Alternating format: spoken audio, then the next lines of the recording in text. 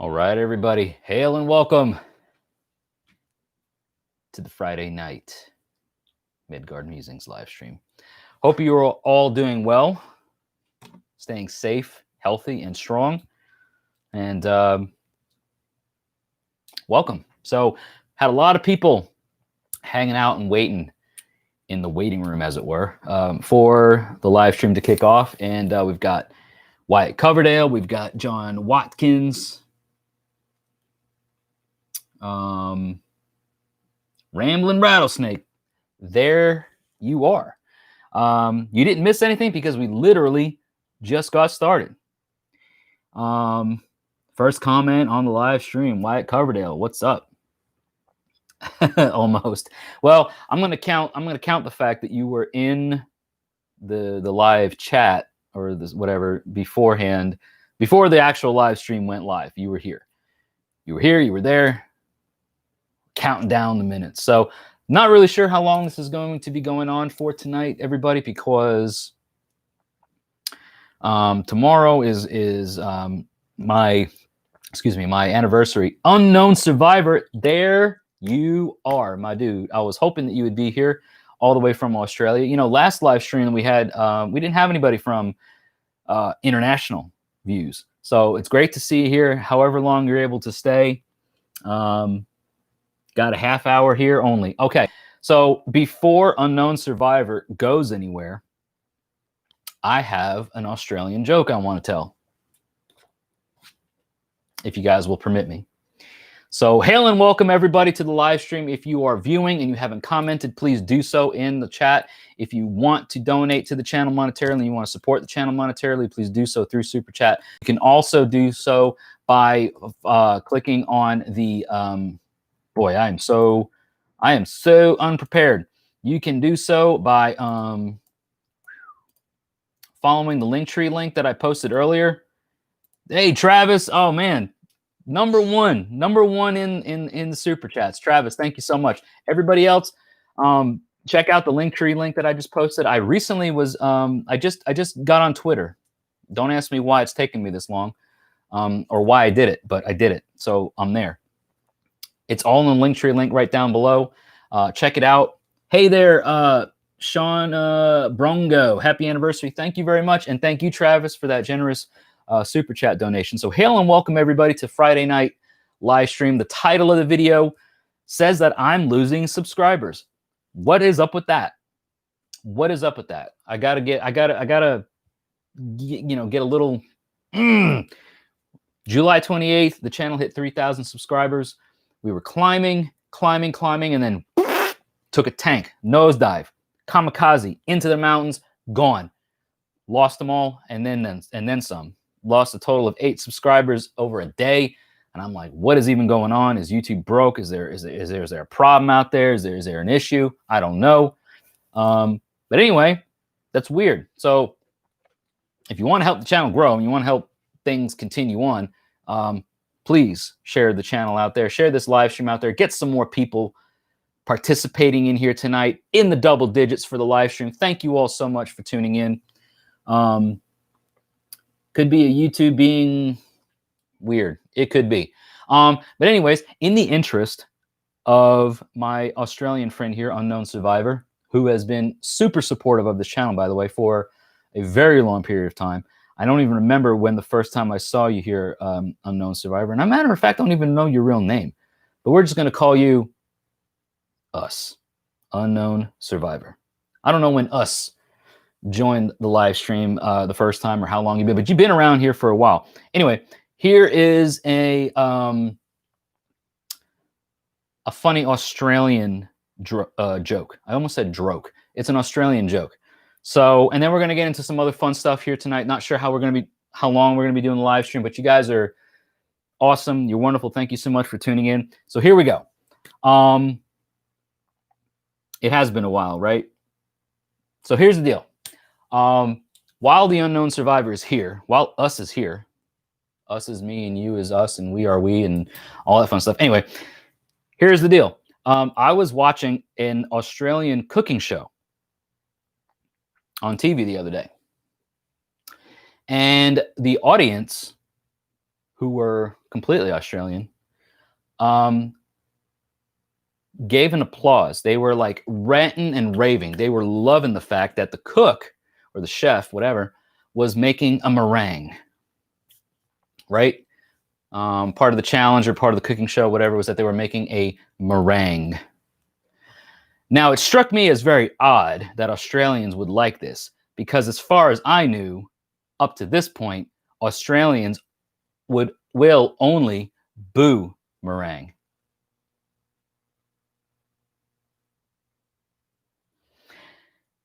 There it is. It's awful. I know it's like it's like a pun dad joke, whatever. Terrible. But I definitely wanted to do that when Unknown Survivor was here, because he is in Australia, and it wouldn't have made as much fun sense to do if you weren't here. So there it is. It's horrible. I know it. Hope you guys liked it. Thanks. I hate it. And there it is. Did anybody else get it? Did we get it? Because we got a few more live viewers coming in, watching live here on Midgard Musings. If you guys haven't yet, please subscribe to the channel. Just made a horrible Australian joke. Sounds like you're watching Master Chef. Nice dad joke. Well, thanks, Unknown Survivor. It is a dad joke. It's a horrible dad joke. It's a pun. I understand if you want to like unsubscribe, unfollow, because that is a horrible intro to tonight's live stream or today's live stream, wherever you are. But I had to do it, and I was not going to do it unless you were here. So I'm glad that you were here for that, and that everybody got a chance to suffer along with the rest of us. So where do I find a legless cow? Where you left it. Hey, this is true. Wherever the hell you left it, right? It's just that kind of thing. So for everybody that's joining in, 17 live viewers, you are all awesome. If you are not yet commenting in the super chat or in the chat, please do so. Let me know where you're watching from. And if you would like to, please check out the Linktree link that I just posted in the live chat for all the ways that you can support Midgard Musings. You can donate via super chat. You can donate via PayPal. You can buy merchandise. You can purchase a rune set. All the ways that you can support Midgard Musings are in that Linktree link. You can, follow me on Facebook, subscribe to the channel. Of course, number one, please subscribe to the channel if you haven't yet already. Donating monetarily is awesome. It's wonderful because it helps me build this channel up and build this platform up to do big and better things. Quick question for everybody who's here watching. Did everybody that's watching today or tonight, wherever you are, did you see my most recent video, which was just posted about an hour ago? In the Words of Wisdom mini-series here on the channel, talking about various stanzas of the Havamal. Did you get a chance to see that? Hey, Matt Petrie, my dude from Odin's Beard Woodworking, is in the chat. Hail and welcome. Thank you so much for joining the live stream.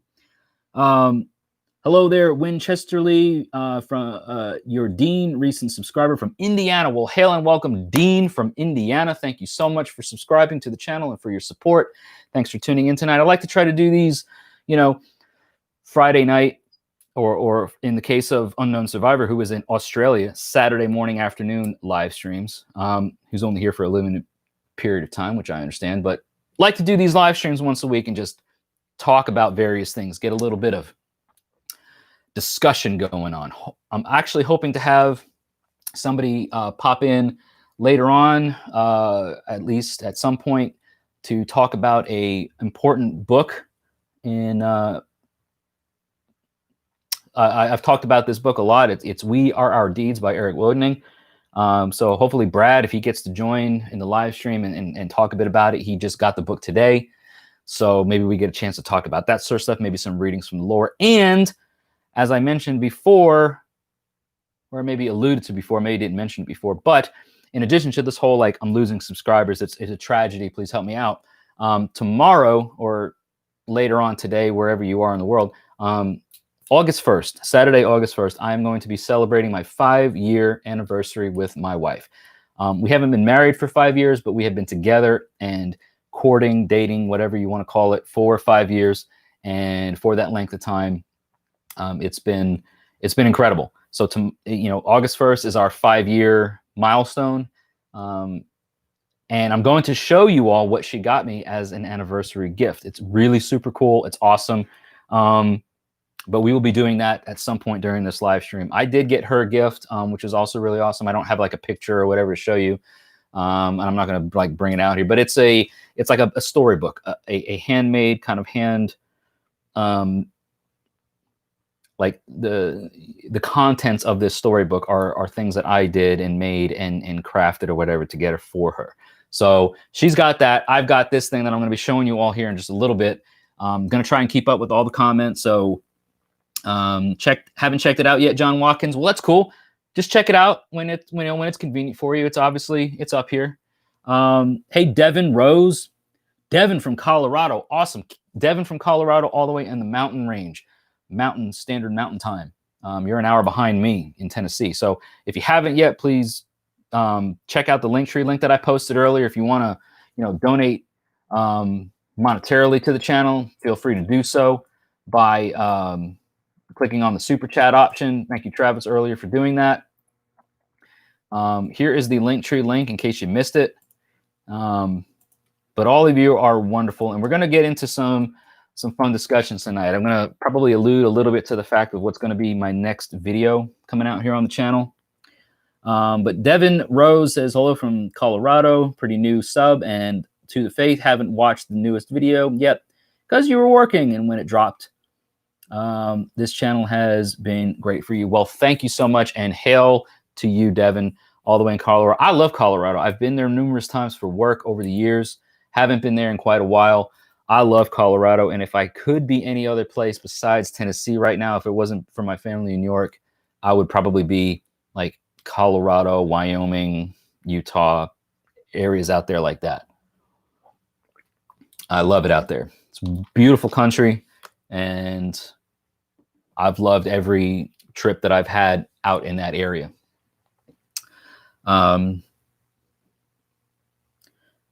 We have the most generic names on earth. You think my name is generic?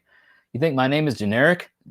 Jesse is a generic name. I didn't think that was a generic name at all. As a matter of fact, I thought it was kind of unique at some point. But be that as it may, you got Wyatt, like Wyatt Earp. You got Jesse James. Matter of fact, that is my middle name. If you don't believe me, it's on my driver's license, and I can prove it. It's like the Wild West, right? It's like the wild freaking West. Oh, wow. Thank you, Winchesterly. Thank you so much for that generous super chat donation. Really appreciate that. You're awesome. And thank you for tuning in. I always love to see the new audience, the new subscribers here for these Friday night, live stream chats. We do get into some interesting heathen topics of discussion. So this week has been kind of like a trial run for the Havamal stanza discussions, which I know a lot of you who are subscribed to the channel have seen. I've posted them, it's Monday, Wednesday, Friday that I've been posting this week. Going to try and keep that cadence and maintain that sort of publishing, schedule. That way you all have regular content to think about and see or whatever out here on this platform. So it is it's fun. I like that because it gives me things to think about, and hopefully other people things to think about as well. So appreciate your feedback, appreciate your support in that way, sharing the videos, commenting, all that kind of stuff. Huge effort that's being made by everybody to keep this channel going forward and maintain a good, healthy level of conversations. Matter of fact, one of the points that was made from not today's video on the Havamal, but one of the last videos was the stanza that it was talking that we were talking about was the honoring the gray-headed, or honoring those who are older, honoring your elders, and this and that. And one of the comments that came up, matter of fact, I think it might have been Travis that talked about it, or Troy. Somebody that frequents it here quite regularly brought up the fact that these live streams are very wholesome, and that the younger audience that frequents these live streams display, at least online, a sense, a good understanding, a good sense of honoring people and good decorum, you know what I mean? Social decorum. And I agreed. So wherever you are, whoever you are, I love the fact that we can do these live streams and be social and civil and not have to worry about too much garbage coming through. It happens. It happens. It is the internet. We got to deal with what we got to deal with. We do what we got to do. You got a cousin named Jesse, Devin? Well, it's a great name. So hail to your cousin. Questions are always welcome in chat as well. Yes, please. Anybody that's in watching as I discuss, as I talk about various things, if you have a question, if you aren't sure, especially some of the folks that may be coming in that said they are new to the channel or new subscribers and new to this path, new to this faith way or whatever. I use the term religion very loosely because it's not a religion per se. It's there are religious aspects to this because religion is in itself is very ceremonial. It's very ritualistic, and there's a lot of factors about that. But any questions that you have, please drop down into the live chat, and myself and others who are watching and participating in the live stream will be happy to jump in and answer any questions or spark some points of discussion, which we will be talking about in a little bit. I got a video that I'm planning for this weekend. Here probably in about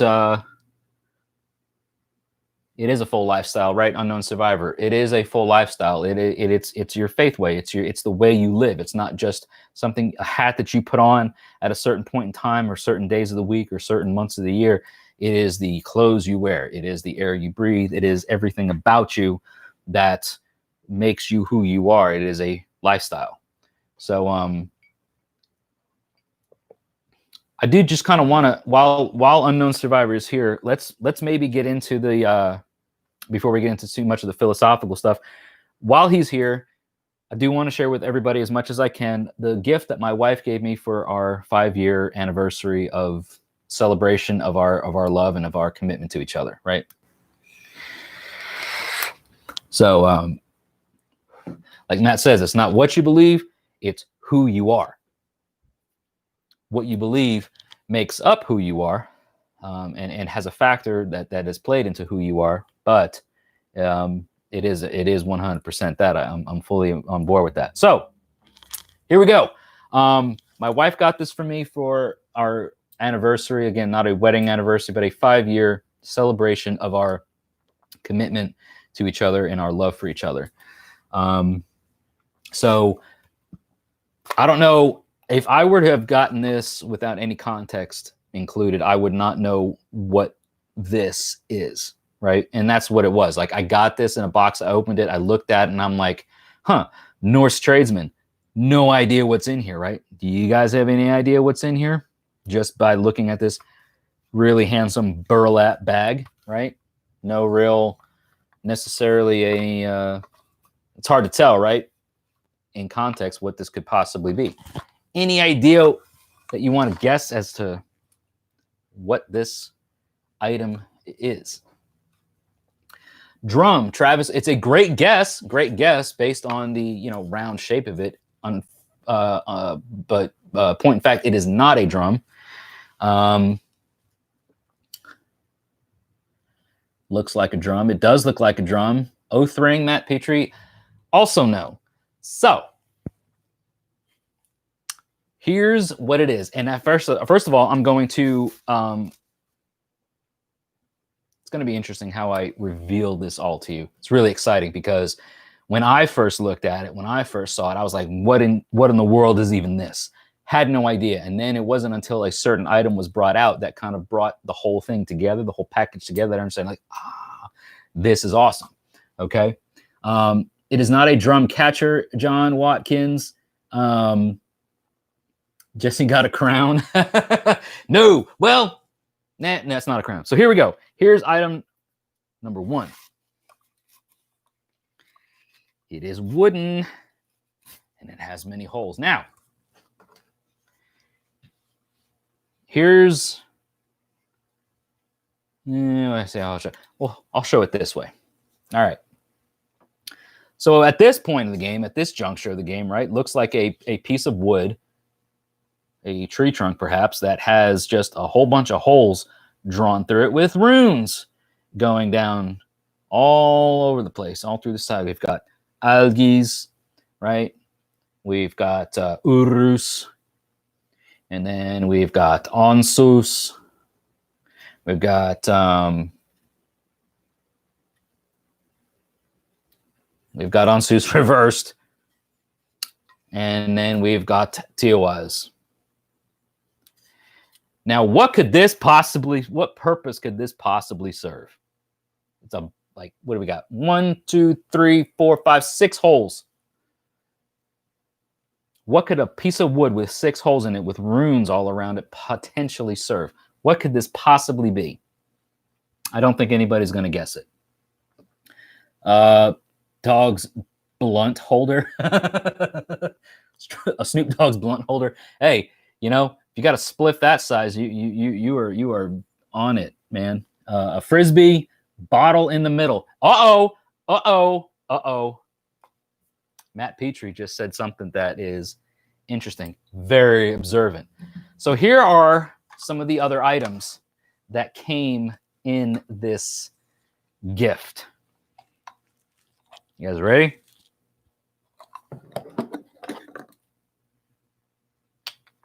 Look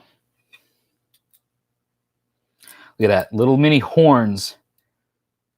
And look, here's another one. And look, another one. I feel like DJ Khaled, right? And another one. And I hate that guy. Hate that guy. Not sponsored, by the way. Hate that guy. And another one. That one almost fell through. And another one. So what have we got here, ladies and gentlemen, boys and girls? What have we got here? We have a server for shots, right? You can kind of tell. We got a server for shots. And to Matt's point, this bad boy fits over a bottle. Now, this bottle is not perhaps the best example of one, but there's a reason why this bottle is here. I'm going to show you what we got here. But this item serves as a server for beverages, liquid shots of anything, really. Could be liquor, could be mead. It is actual wood because as I'm talking, right, like the pieces of the bark are starting to come apart. So I got to be really careful. But the runes are carved into it. It's wonderful, right? Who would have thought? Who would have thought? Now, I wouldn't have. I didn't think. Matter of fact, I didn't put 2 and 2 together until she brought out the a bottle and was just like, "Hey, check it out. Here's what you can get." And then we're going to get some mead or whatever for this. Now, I did not get any mead. I don't have any mead. But that bottle that I just showed you there, I'm going to put this up right now because practically speaking, it's not just, it doesn't help me. I do see everybody commenting. I'm going to, you know, circle back around and read the comments, but I'm going to put the display piece up for a second and share with you all what I've got here that I'm going to kind of break in this whole thing with. I'm going to break in the horn shot glasses with. Actually, you know what? I'm not going to put it away. I'm going to take it back out. I'm going to just set it aside for the moment because once I open up this bottle of thing that I'm going to show you, it's going to be used. And then we're going to talk about some things that you're all here for. Because guess what? You're not all here to watch me talk about my anniversary gift. Really, are you? Talk about some philosophical stuff, right? Some really important stuff. So let me just catch up to some of the comments. Old Norse Revolver. Vladimir, I'm not sure if you've been here before, but hail and welcome. Just saw your comment, so thanks for tuning in and watching. If you haven't yet, please subscribe. You've seen ways that you can support the channel through my Linktree link that's posted here. Also, you can donate to the channel via Super Chat. But let's get into horn shots. Yeah, it is amazing, Travis.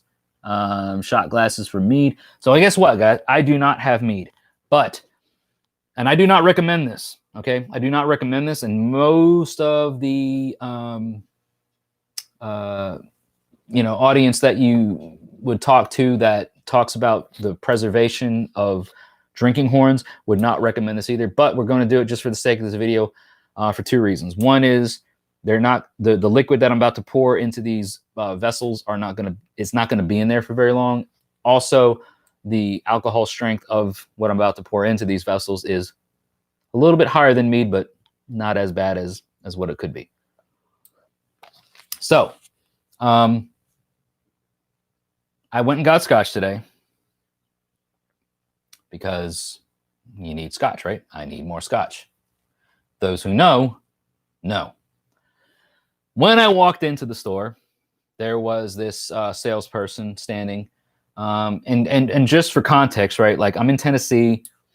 In the part of Tennessee that I'm in, most of the stores and most of the public places have got this, mask mandate thing, whatever. You got to have a mask on to walk in, which is fine. I always complied. It's no big deal. But here we got this salesperson when I first walk into the liquor store, and they're at this table, and they got a whole bunch of what I'm about to show you on display. When I say a whole bunch, I mean like 5 or 6 bottles. So it's really not a whole bunch. And they say, this is the last of what we have in stock. So if you want it, you got to get it now. And I said, well, what we got here? And they said, it has been duplicated and replicated. But this is the original. So anybody else who has done something like what I'm about to show you, anybody else who has done something like this has taken it and been inspired from the source, which is what I'm about to show you, right? Thank you, Unknown Survivor, for tuning in and hanging out and watching. Appreciate you. Stay safe out there, and hope to see you in the next live stream. All right. So, here's what it was, right?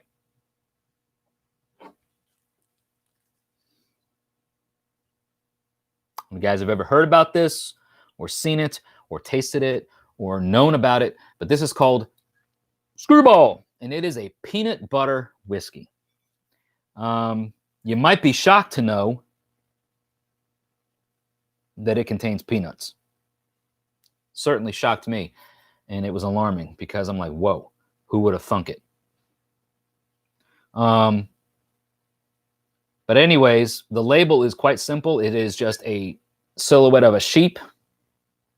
And on the bottom here, in case you all can't read it, says, to the misfits, black sheep, and screwballs. Well, I want to know, out of everybody who is here watching tonight, 16 live viewers currently at this time, who here is a misfit? Who here is a black sheep? Who here is themselves a screwball? Because you got a shot coming to you from me if you are.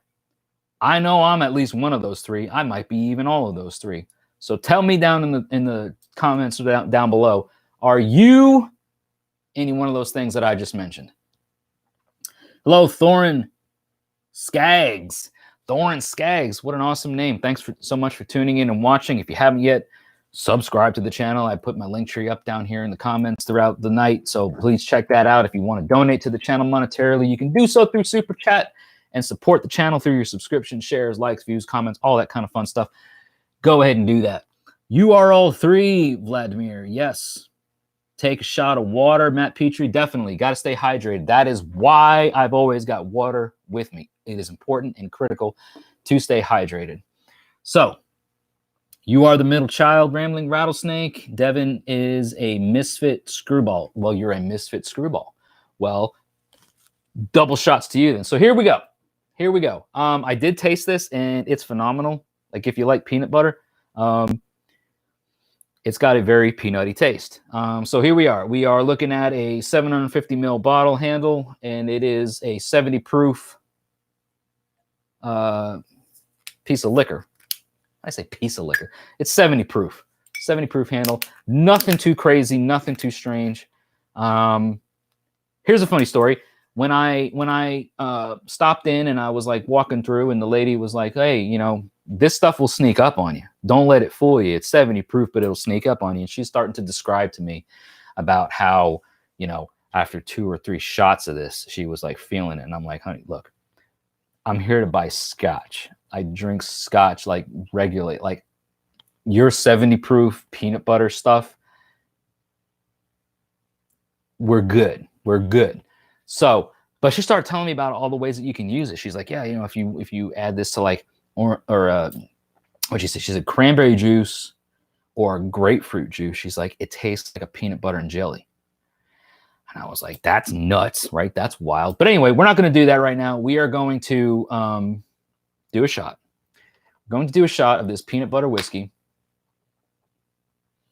And it does. It tastes, I mean, guys, it tastes like, or it tastes, but it smells like if you were just to open up a Reese's Pieces, right? It's got that rich, peanutty kind of caramel thing going on. But anyways, here we go. It's not going to stay in these horns for long. The reason why I don't advise this is because the higher alcohol content, anything that has like a higher alcohol percentage will eat away at the coating inside of these horns, the things that preserves them, the wax, the sealant, whatever. So you don't want to make a habit of pouring in hard liquor into horn vessels, right? You're looking at beer and wine, mead, whatever, tops. Don't make a habit of this. Don't pour hard liquor into this. But this is not the hardest of hard liquors. Anyways, skull to each and every one of you. Thank you so much for tuning into the live stream tonight. Here we go. You hear that? I don't know if you guys heard that, if the microphone could pick it up, but it was a beautiful, beautiful little, yes, the air flowing through it. So here you all are on a Friday night, hanging out here on Midgard Musings. Thank you so much for your support. Thank you for getting this channel to over 3,000 subscribers, hopefully by the end of tonight, because we lost some over the last couple of days. I don't know why, because YouTube is funky like that. So skull, cheers, hail, bottoms up.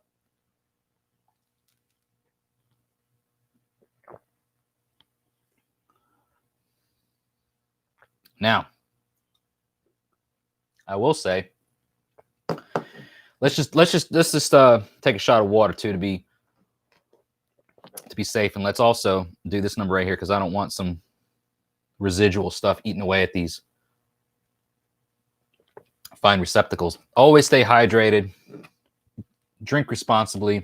I do not condone or support underage drinking in any sort of way, shape, or form. Or if you have an issue or a problem with it, please stay safe. Family-friendly content. Not out here trying to be irresponsible. So it's delicious. I mean, it's delicious. The lady was even trying, like, she was selling it up. She's like, oh, you know, you can make a bushwhacker if you add something. I can't remember what's in a bushwhacker, but it's a cocktail. And she's like, this is it. This is the stuff that everybody wants to be, and they're copying it, and they can't be it because this is it. And it's screwball. All right. So I don't know.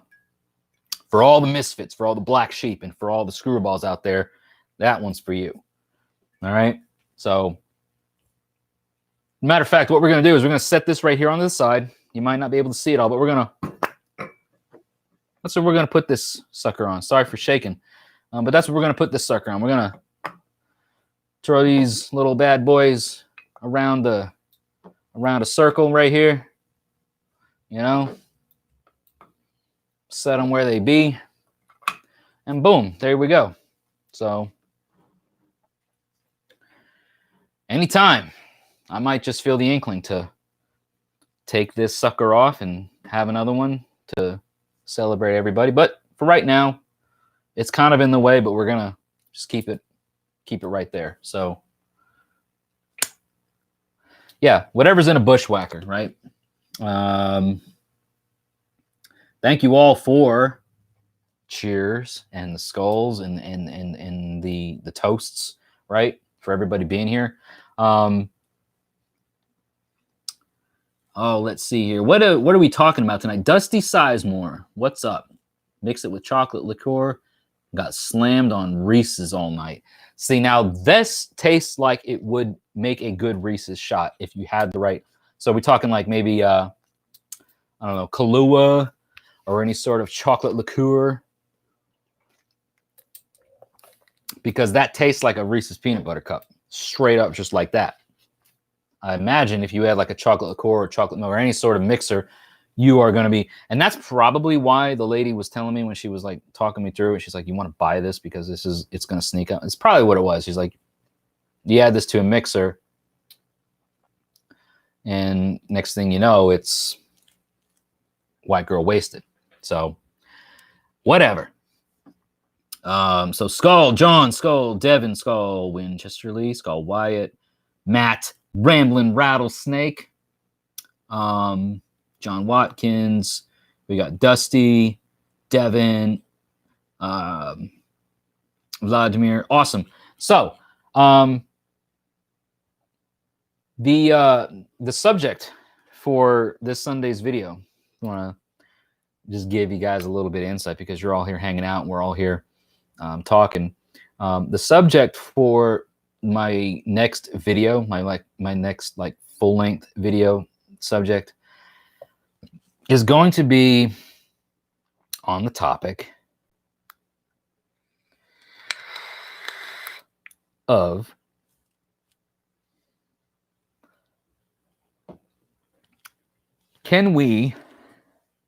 are we able, do we at any point in time do things that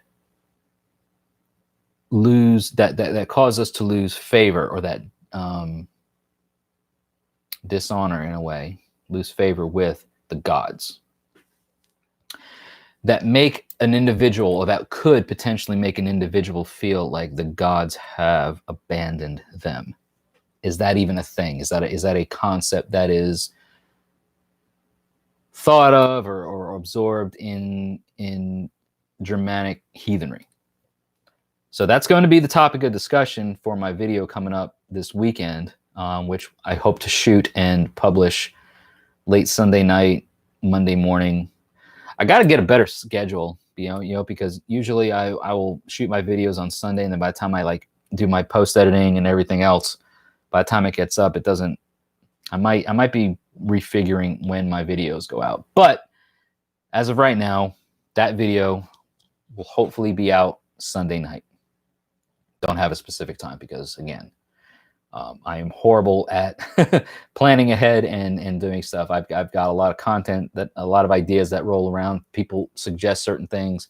I see certain things. I want to talk about certain things. Another subject that I want to talk about is something that I saw today in a recent video from somebody who I respect very highly, but I have my own opinions on. I was like, I could just let into my, unload in the comment section, and then it could turn into something I don't necessarily know. I thought, what would be a better, more constructive way of doing it is just do a video about my idea about it, my opinion about it. And that's all it is. It's just an opinion. It's not right, wrong, and different. It's just my opinion. So there's that. And then sometime in August, probably within the next couple, 2-3 weeks or so, I do plan to do a collaboration video with a very close friend of mine who is not heathen, not Germanic heathen. He is, a matter of fact, he is Enochian. And that's going to be a fun video, I think. People definitely can. Firsthand experience here. Losing ancestors' favor is a thing too. So Dusty Sizemore mentioned something that I am going to really latch onto, and mainly because it's something that I really feel is more important than the former thing that I mentioned. Right? You can definitely do things that affect the way that your ancestors interact, right? Your ancestors are your ancestors, and the orlog that you've inherited is what it is. But what their involvement is with you, how they interact with you, how they they have a vested interest in what we do on a day-to-day basis. That's my belief. So when things go wrong, right? When things tend to just take a crap the bed, as it were, a lot of folks I've noticed like to, and I'm using this in very loose terms, it's not necessarily that they like to blame the gods or that they like to blame the sacred, but they like, there seems to be a pattern of saying, well, when things are going bad, I've lost favor with the gods. The gods have abandoned me, this and that and the other.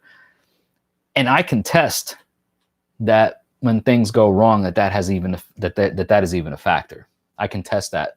More to come from me on that in the video. But you all are here. You all are listening. You all are watching.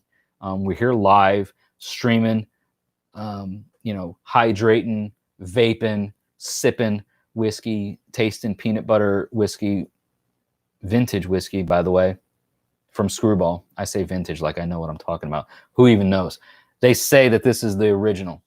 Talking about the fact that, do the gods have any sort of vested interest to the extent that when things go wrong, that they have abandoned us, that their luck and everything that they have tied to them is outside and away from us, that is the cause or the result of our misfortune.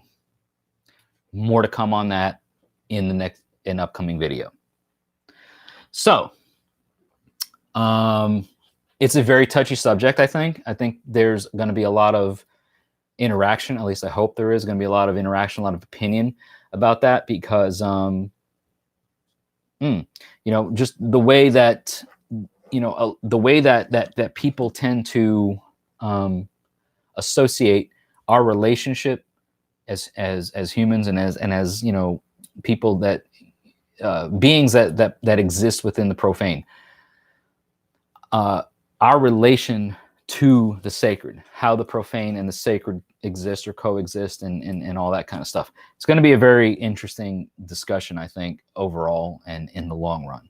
So I'm looking forward to this video, because for those that are watching that may be considered, like, I use these terms, air quotes, right, newbies, whatever. Like, a lot of what I put out here on this channel is it's not rudimentary, right? And it's not so advanced. It's kind of in the middle. It's like middle ground.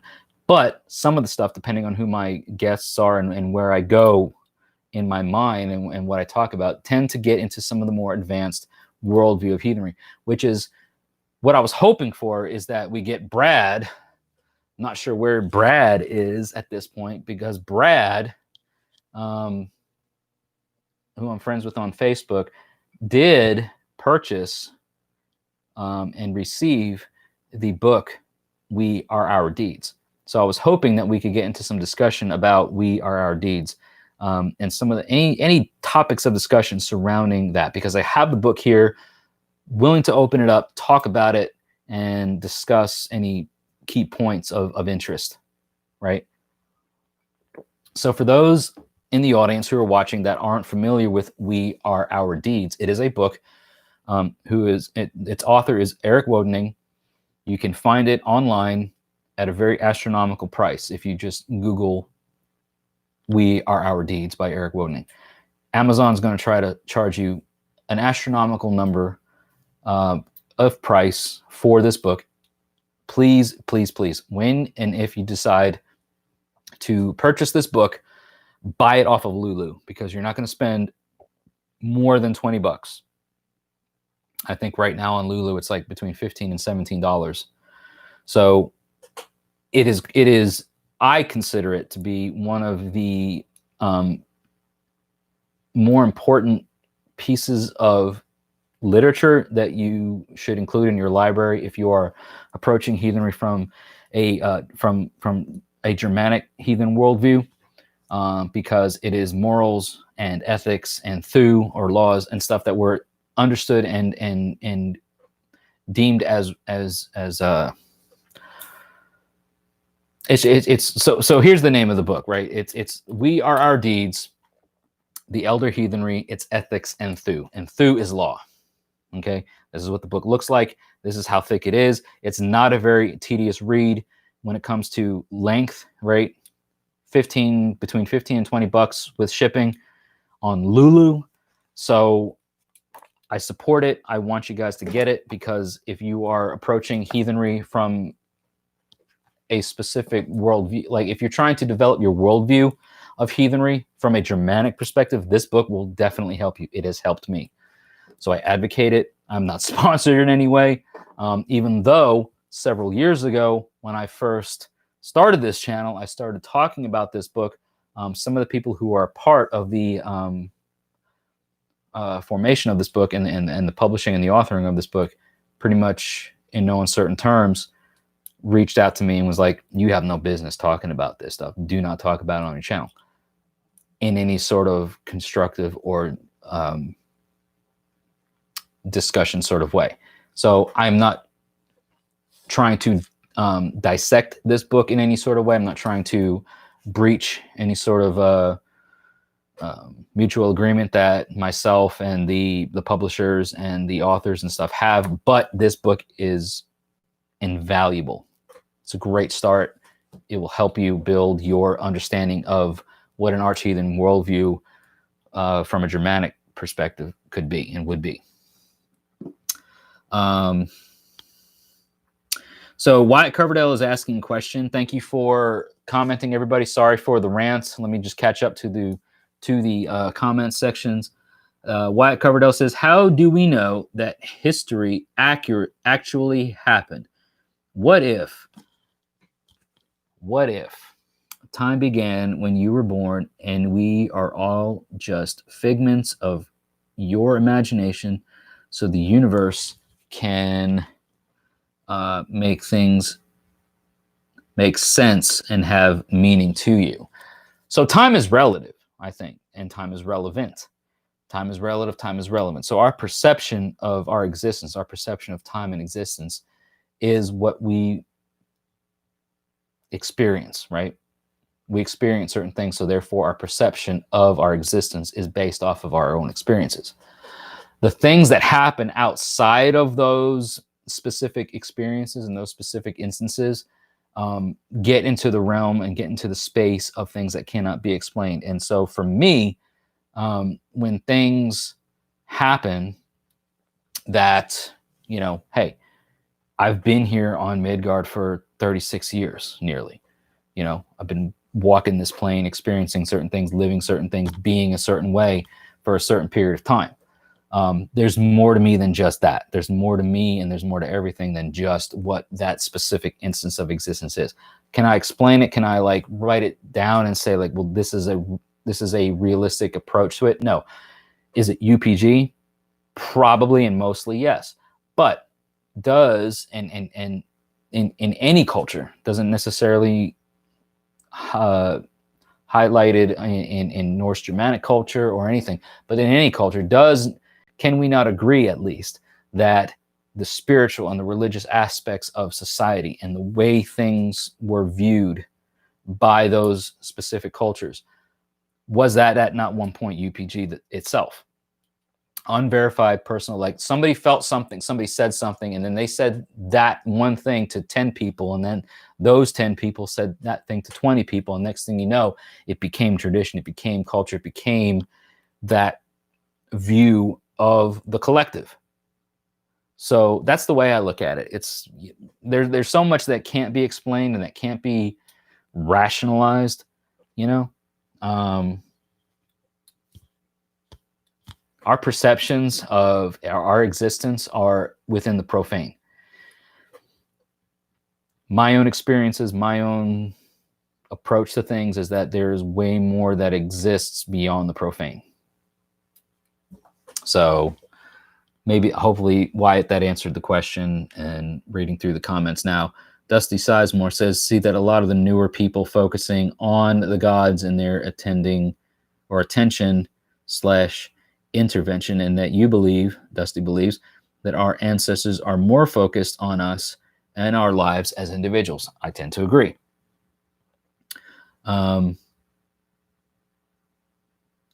Dusty says that the We Are Our Deeds is a great book and that one you have to muscle through.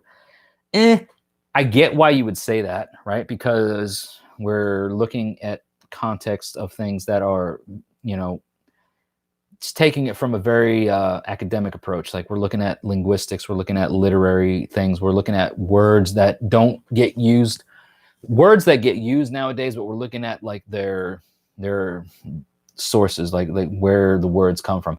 I can understand why you would say that it's, you know, tough to muscle through. But like, look, guys, like we're talking about, like, you scroll through more content on your social media than is what is contained in this book, right? So yeah, if you were to pick it up and look through it and be like, wow, you know, you might get a bit intimidated. It might be like, wow, this is rough. But come on, we are underappreciating our abilities to retain content when this is invaluable, and the rest of the stuff that we're scrolling through and looking at for hours and hours a day is like, what does that do? What are we retaining? What are we gathering? This right here, if you can quote unquote muscle through this, I would say like, oh, okay, well, you've put in at least the minimal work.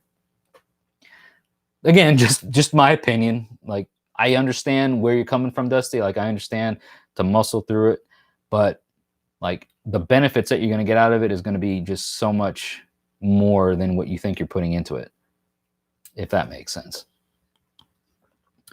Cultures of the Teutons also greatly affected your worldview. Yeah, exactly, Dusty. You know, so this isn't a one end all be all source. Let me just reiterate that. You know what I mean? Like, we're talking about one book that is actually from a modern author. You know, pulled from various sources and sort of you know, compiled in a collective semblance of order. You know, you've got the culture of the Teutons. You've got Germania by Tacitus. You've got, you know, all the 700 plus sagas, the Icelandic sagas and all that. So, hey, does this and like, this ain't your Bible, man. Like, it ain't nothing like that. And there's nothing out here that within heathenry that comes even close to that. Nothing's canon, right? It's not like we're saying here, like, oh, you know, you have to do this, and if you're not following what is in this particular source or text, that you are not a good heathen or whatever. I've talked about this plenty of times on my channel. My stuff that I, you know, put out here is my worldview, my perception of the world as it is right now. Will things change? Will things evolve? Will things, you know, come into a certain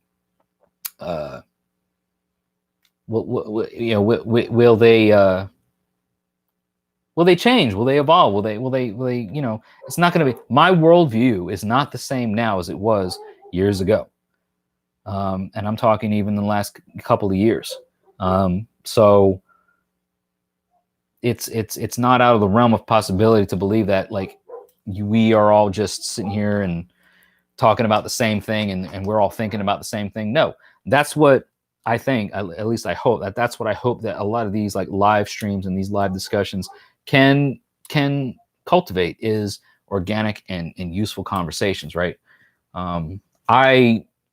You know, you would think that the way that I talk about this book, it's like I was being sponsored or something, which I'm not. I am absolutely not 100% sponsored by this. Matter of fact, I only know one person who is tied and connected with the publication of this book. But that has no influence on the reason why. I've read it multiple times, and I understand now what the importance of it is and how it has helped me develop and grow as a heathen. So the reason why I encourage people to check it out is because, hey, if you are pursuing this path in heathenry, if you are looking to develop yourself as a heathen, this is invaluable. Like, there's a lot of information contained in a very small, like, area of space. Like, there's not a lot of real estate being taken up in a book to go through this, and it's all very important. So it's just my, you know, it's just my view and my take on it. Joshua Looney, hail and welcome. Joshua being one of the Patreon supporters here on this channel. So thank you, Joshua, for tuning in. For anybody who is just tuning in and watching, please be sure to check out the link tree that's being posted. We're talking a bit about the value that myself and some others have found in Eric Wodening's We Are Our Deeds. We're not talking about the content contained therein, but those who know do know. We're also talking about some peanut butter whiskey and this really cool, like, horn shot glass thing that my wife got me for our anniversary, which is going to be our 5-year anniversary tomorrow, August 1st. I've already taken a shot for most of the audience, and I'm sorry for kicking or disturbing the table here. But there will be more shots coming. There will be more shots coming for like Joshua Looney. Matter of fact, while Joshua's here, let's go ahead and pour a shot for Joshua. So shots all around. I'll pour a shot for Joshua, and I'll pour a shot for, you know, everybody out here who's watching, whether you drink or not. I am toasting to all of your success and bounty and health. So since Joshua's tuned in, I'm just recognizing him in the live stream. Here's another shot of the Screwball peanut butter whiskey. Tastes like Reese's. Let me put it that way. Tastes like Reese's. Smells like Reese's. The result of drinking it makes you feel like you just ate a Reese's. And the receptacles that I'm drinking from came from my wife as a gift. The company that she got this from is Norse Tradesman. I'll show you guys the burlap bag again, just, you know, for reference. But number 2 for the night, Joshua Looney, Patreon supporter. Thank you so much for maintaining your patronage. For anybody that's interested, the Linktree link that I just posted earlier has the Patreon link in it. So Skull again, Friday night, Saturday morning, wherever you are, all is, wherever you are in the world, comment down below. This one goes out to you. I want to know where all you are. I know we've got people, or we had people earlier from Australia, Indiana, Vermont, all over the place, New York. I'm in Tennessee. So wherever you are, this drink goes out to you. This mini horn right here goes out to you. Hail and Skull. Thank you all for your support. Cheers.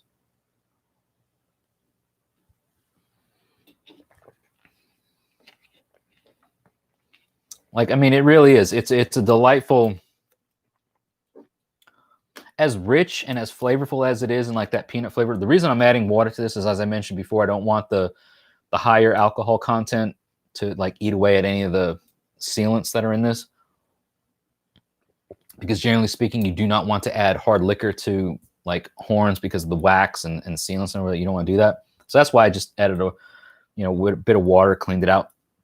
Not only that, but I want to stay hydrated. So let me go ahead and put these back up. That shot was for all of everybody out there tonight, you know. Shot number 2. But as rich as it is, let me just say, as rich as it is, very smooth. It doesn't, like, you know how some like flavored whiskeys or whatever, they just tend to like I can't stand like Fireball, for instance. Like, that's just like way too sweet. This is sweet and it tastes like peanut butter and it has like that Reese's flavor, but it is not overpowering and it's not like killing my vibe by any means. So Travis is in Michigan. Rambling Rattlesnakes got the third like. We got John Gillette in New York. Whereabouts in New York are you, John? Because I am originally from Long Island, and my family's still living in the lower Hudson Valley region of Orange County. So, hail and thank you for commenting. Drove through Kansas recently. Dusty Sizemore says it was miserable. Anytime I've driven through Kansas, let me tell you, I've never had a fun or pleasant experience. It's always just been an experience, right? Kansas is just flat, desolate BS. Like, nothing to write home about, right? It is also good to stay hydrated. William Shook, hail and welcome. You got to stay hydrated. First of all, these are tough times. It's super hot out here. I'm in Tennessee. And let me tell you guys right now what my weather app is telling me, because in Tennessee, it is 85 degrees. Excuse me. Yeah, so it says that it's 73 degrees right now at 9 o'clock p.m. Central Time. but the humidity level is 94%. So it feels like, 90 something because the humidity is so oppressive. So you got to stay hydrated, man. You got to stay hydrated because if you don't, you die. Streaming now live for 1 hour. Not sure exactly how long this live stream will go. Because again, my wife's and my anniversary is tomorrow. It's not a wedding anniversary, but we have literally been together, living together, courting each other for 5 years tomorrow, August 1st, depending on where you are in the world. So like for some people watching this live stream, if you're international and you're in like the UK or other parts of Europe, Asia Pacific, wherever, it's already the 1st. But August 1st, our anniversary, 5 years. I got a brunch plan, going to a nice place. Already had the reservations made earlier this week on Tuesday. So we may not be going for like the full 4 or 5 hour live stream, but we're gonna just we're just gonna keep this momentum going and do what we do. Peanut Butter Whiskey was that? It is Screwball, directed by Xander Jones. Xander Jones, hey man, I haven't seen you in a while, but yes, it is. It is the Screwball, the original, the OG Peanut Butter Whiskey. So I've been told. They tell me that every other peanut butter whiskey is copying this, and that if you're a peanut butter whiskey thing or whatever, you're copying Screwball. So for all the misfits, black sheep, and screwballs out there, this shot's for you. And I've already done 2. So yeah, John Watkins. The heat and humidity here is bad in Oklahoma. Yeah, I think it's bad almost everywhere, man. Like I'm from New York, and I was in New York a month ago. Well, hell, less than a month ago, but at the end of, so I was there the 4th of July weekend and that whole full week. Oppressive humidity. I was like, man, I don't even remember it being this hot where I'm from in New York, and it was bad. So I think that's kind of a universal thing where everybody's just feeling it. Thank you, Matt Petrie, who says happy anniversary. And Devin Rose, as a Midwesterner in Colorado, you would kill for humidity level higher than 30%. Dude, I would kill for humidity level less than 50%. How do you want humidity? I would love that. I would love snow in June, July, whatever, that dry, crisp air. I don't know. Maybe I'm biased. Maybe it's because I don't live in that area. Maybe I'm a bit biased when it comes to that. But man, it sounds lovely. John Gillette is in the Lockport area. Thank you, Dusty, who says congrats and happy anniversary. Joshua Smith, congrats on the anniversary. Thank you. William Shook says still the good times. Congrats. Thank you very much.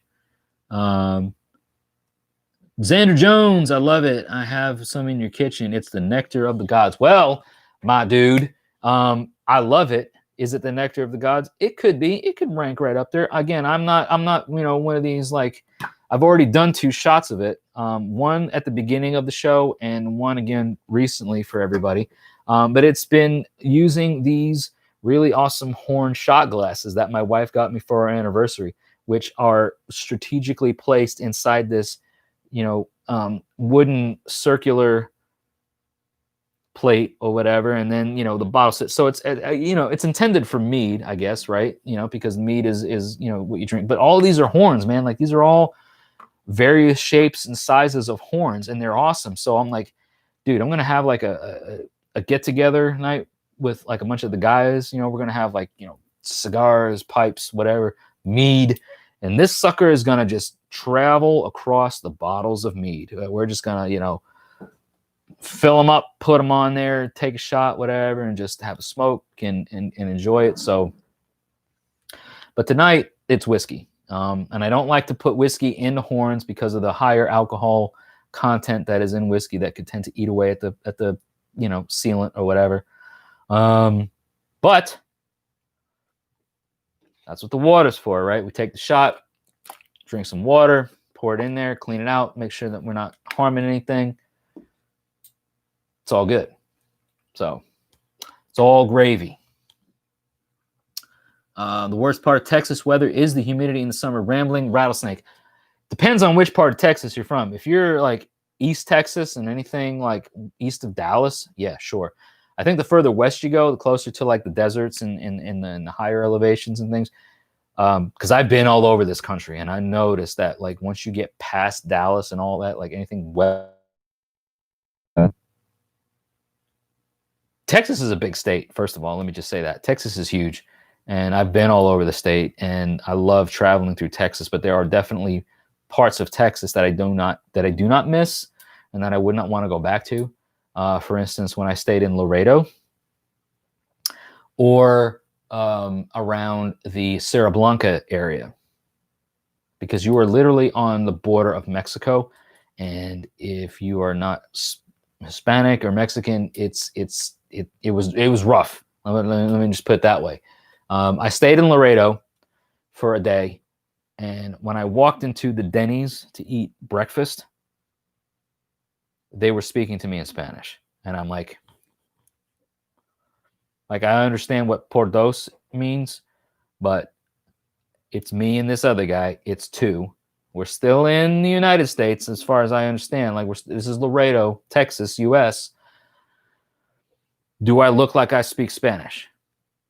And that may be stereotypical, like that may be stereotyping people, which I'm not for. However, when this guy walks into a Denny's in Laredo, Texas, and you say por dos, I'm like, sí, two, me and him. You speak English? Like we're still in the U.S., right, at this point. So between that and Cerro Blanca, which is like the Van Horn, like you're literally like you could throw a rock and hit the Mexican border. It's pretty dicey out there, man. Like it's pretty intense. Do I miss it? Maybe parts of it. Do I want to go back? Not immediately. Not immediately. Yeah, the humidity has been through the roof, John. I remember staying in Oklahoma for a couple of days because our transport vehicle broke down, and I can't remember where in Oklahoma I was, but it was oppressively hot. Oppressively hot. So I can definitely, feel you on that. Devin says when it gets down to like 30% humidity in Colorado, it drives your sinuses out. Well, I can imagine that, especially for any natives who live in that area that aren't accustomed to that, or people who are maybe used to a higher humidity that move there. Like that could definitely like mess with your, sinuses and stuff. It's all about elevations and climates and stuff for sure. Lost a lot of viewers over the last little bit. We're going to get into some more discussion. It's getting late though, so that could be why we went from 20 viewers to, down to 8 viewers now. But thank you everybody for sticking around. If you don't mind, I'm going to just stand up, stretch, take like a 1-minute bathroom break. Everybody that's still here, please stick around. I've got a really cool book that we've talked about here in the past on this channel for some lore reading. So we'll get into some of that. So thank you everyone for sticking around. I'm going to stand up, stretch, use the bathroom break. We're talking like a minute absence, right? Minute intermission. So do the same for yourself. Keep the live stream up. I'm going to keep the live stream up. I'm going to be back. I'm going to read through the comments some more, keep discussing, keep talking about things, and maybe read some more from the lore. So you guys stick around. I will be right back. Don't go anywhere. We're losing viewers. Oh my gosh, that's okay. You guys will be back, and I'll be back. Talk to you in a minute. Don't go anywhere.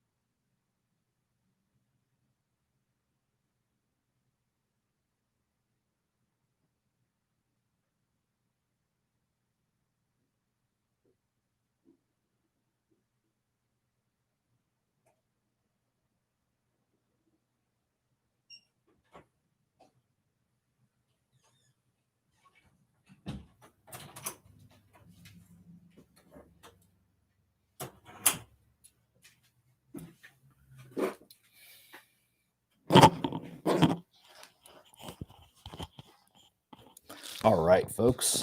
Thanks for sticking around. I need one of these fancy folks that work this social media thing be like, oh, we're taking a break. We'll be right back. Like a commercial, right? That way you don't have to look at this background or whatever. Need one of those types of folks. Anyway.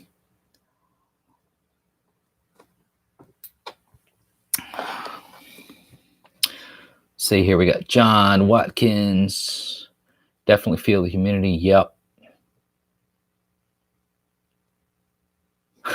Wyatt Coverdale says, hey, every woman on their anniversary. Here, sweetie, I got you flowers and chocolate. Jesse's wife, enjoy your horns and scotch, Buzz. Well, you know, she knows what she knows, and she knows what I like, and I know what she likes. And that's the beauty of, you know, cultivating and maintaining good, healthy relationships with people. The gifts mean more when they are heartfelt, and it doesn't mean like, you know, somebody could be like, oh man, you know, 24 roses and the finest jewelry and a vacation in the Bahamas or whatever. Like that can mean something more to somebody, whereas somebody else could be like, well, that doesn't really mean anything to me. But what means more to me is a handwritten or heartfelt, you know, gift or gesture or something like that. So the gift value is in the one who receives it, because I could say, wow, you know, this bottle of whiskey or whatever is worth X amount, and I give it to somebody who hates peanut butter or who hates whiskey or whatever, and they're like, this is useless to me, it doesn't do anything for me. So the value of the gift is deducted by the recipient. So value is held and kept by the recipient. So the more you tie weird with people, the more you understand who that person is and what it is. It's like you could make something from scratch. You could do something that is minimalistic to you in your efforts, but to that person means the world and it is invaluable, right? So monetary things that have a price tag or whatever, quite often cannot calculate its value in this worldview, right? Like I said, you could buy a $150 bottle of booze, or you can, you know, buy a $5,000 piece of jewelry. And it's like, well, that cost a lot for you to buy it and to obtain it, but what value does that have to the person? That person could be like, oh, it's just another piece of whatever, or it's just another bottle of something, and they toss it. There's no value to it, to that person. The value of a gift is held by the person who receives it.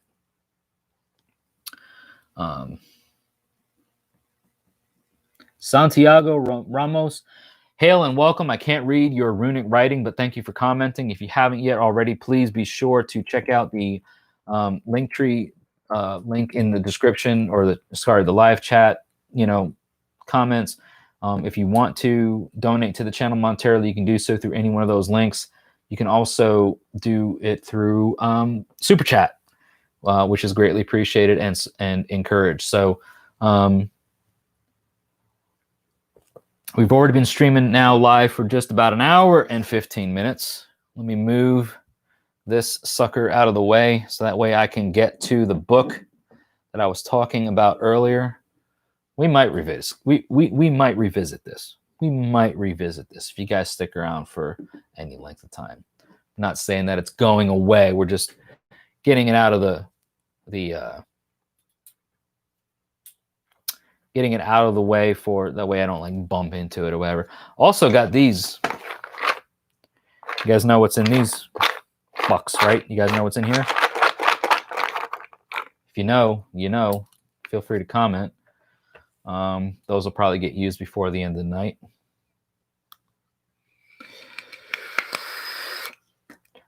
John knows. John Watkins knows. Wyatt says, every man on their anniversary, I got you a nice necklace. Jesse on his back. I'm drunk with power. No, let me just say this right now. The thing that I got from my wife for our 5-year anniversary or whatever, like it's not a wedding anniversary, but the thing that I got for her, it hit a chord, and it struck a chord for her in such a profound way, and it got the result that I was hoping for, but in so much better ways, because I know how much I know the things that she values, and I know the things that mean a lot to her. So my gift to her was to follow in that, approach. Did I make it myself? Not necessarily, but all of my effort was put into the final product. So it was customized. She got something that was customized for her. And when she got it, it was received with a lot of, love and appreciation and joy. So, thank you all for your support, first of all and foremost. Thank you all for your support and congratulatory comments and remarks and things. So definitely appreciate that. Xander Jones says runes. It is a rune set. Yep, you're right, Matt. We'll see you here in a bit. Wyatt, for those who may not know the 3 triangles on the box, that is yeah. So thank you, John Watkins, for commenting out. Let me just, he's pointing out the fact that what's on this box, the 3 triangles, the Valknut. So let's talk about the Valknut for a bit, if you want. I have the Valknut tattooed on me, although you will never see it.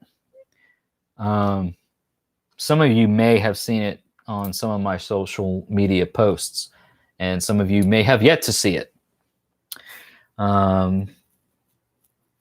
Yeah, Hungnitter's heart. So Dusty Sizemore just put it in there. Some of the context behind it and historical like backing or whatever to it is it Old Norse? Is it like pre-Christian times? I don't. It's debatable, because a lot of the symbology and a lot of the images that image is displayed on, and what we have recorded from it is at least documented from post-conversion period of Scandinavia. However, some of the references in some of the old texts and some of the sagas and some of the poems could potentially have references to it prior to that time. So for a lot of heathens, for a lot of folks, it is a symbol that kind of puts their emphasis to Odin, or there's emphasis to Odin in this symbol. So a lot of heathens will associate this symbol to Odin directly. And that is something that I actually did years ago, kind of right around the point where I decided I was going to, I don't know, call it swear my fealty to the gods or dedicate myself to this path or whatever. That was when I decided that was going to be what was permanently, indelibly grafted into myself, into my personal self, was the Valknut. The placement of it,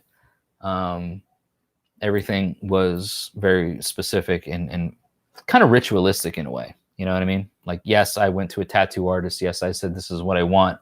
But the meaning behind it and the intent behind it was for a specific thing. Which, for those that may not necessarily know, intent and purpose and reason behind what we do is everything as heathens, right? It could be a simple gesture on the surface, looked at by anybody else, but our intent kind of sets the score, sets the climate, as it were, for the field that's being played. So your intent is everything. My intent with getting this tattoo, and the reason why I got it, where I got it, was to be a outward representation of my dedication to heathenry and to the gods and to following this specific path. Welcome back, Wyatt. Hey, Nathan Malk. Not seen you here before, but hail and welcome. So thanks for tuning into the live stream. Reading your comment is it the Vulcanate if we keep calling it that, even if it's more popularly called Hugnir's Heart, and the Vulcanate is really a different design? Never thought of it that way. You know what I mean? I think we're getting into linguistics. I think we're getting into terminologies. We're getting into things that, what do you call it? I think in the literary sources, in some of the older texts, it is Hungnir's Heart, where the Vulcanate thing came out. I have to look back and see where that translation or where that terminology came up. Could have been much later on, meaning earlier on in the grander scheme of things. But definitely interested in looking further into that. Do the same with the Trekket and the Odin and Mjolnir. Well, a lot of folks, like myself included, like I will always, first of all, if I never wear a Mjolnir around my neck, I've always got it in my skin. Like I've always got the hammer in me. Like it, even before I was heathen, even before I approached my religious views as a heathen, Mjolnir was indelibly etched into my being. So I always recognize that symbol as a source of strength and a source of power and as a source of or a symbol of power or a symbol of strength and a symbol of protection. And the more that I got into heathenry, the more that I understood about certain things, the more that symbol meant to me. But it's been there for a lot longer than I would claim to have been a heathen. I'll put it that way. Matter of fact, I was still, as you might say, I was still Christian, right? I still went to church. I still had certain Christian beliefs or whatever when I got Mjolnir tattooed on me. So there were some subliminal messages for me. And again, this is all UPG stuff. This is all me just saying how I view the world and whatever. There was a reason why I felt drawn to this symbol. There's a reason why it is etched into my arm. The reason why no matter what I do, no matter where I go, Mjolnir will always be on my arm. And it's just kind of how I look at things, right? Sometimes it doesn't always come right out in the forefront. So Wyatt Coverdale has a question that says, why is heathenry just the most bad religion out there? Sure, your God has a nice robe, but my two main ones have a spear that never misses and a hammer that one can destroy worlds. It's a joke. So that's the whole thing. Like I've talked about, like I actually did a video here on this channel before about like my top 5 biggest like pet peeves about heathenry or misconceptions about heathenry or things that, and it was that it's like, oh, you gotta be just this like machismo. You gotta have, you gotta work out. You gotta be brave. You gotta be strong. You have long hair, beard. You got tattoos. You gotta be like this. Like no, it's. I hate the fact, and I detest the fact that a lot of what Germanic heathenry has absorbed is a view of this like uber macho sort of just toxic masculinity. You know what I mean? It's not about that. There were and there had been certain sub cults or subsects of the culture. You have your warrior class, you have your war cults, you have your war bands, that sort of thing, that were specifically tied to those classes of people. That doesn't speak for the entire collective of the society or the community, as it were. So,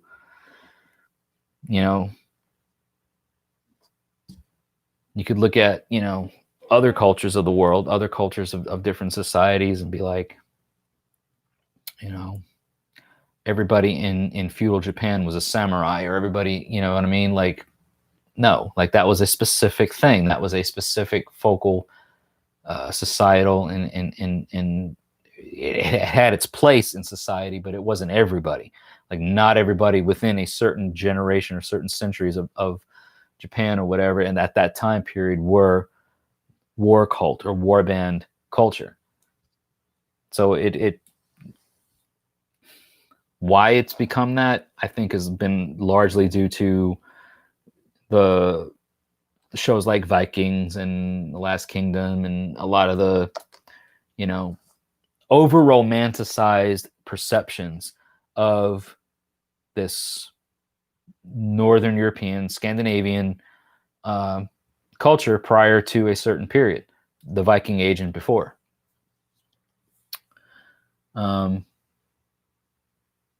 Yeah. The Vapnet historically was a square design with loops at the corner, but words change over time and no worries. Yeah. So again, we're getting into like linguistics and things like that. We're getting into things that are more academic and linguistics approaches to things. So is it right, wrong, indifferent? Not for me to decide. Two different Vulcan designs, so maybe one design is the Vulcan and the other is the Hrungnir's heart.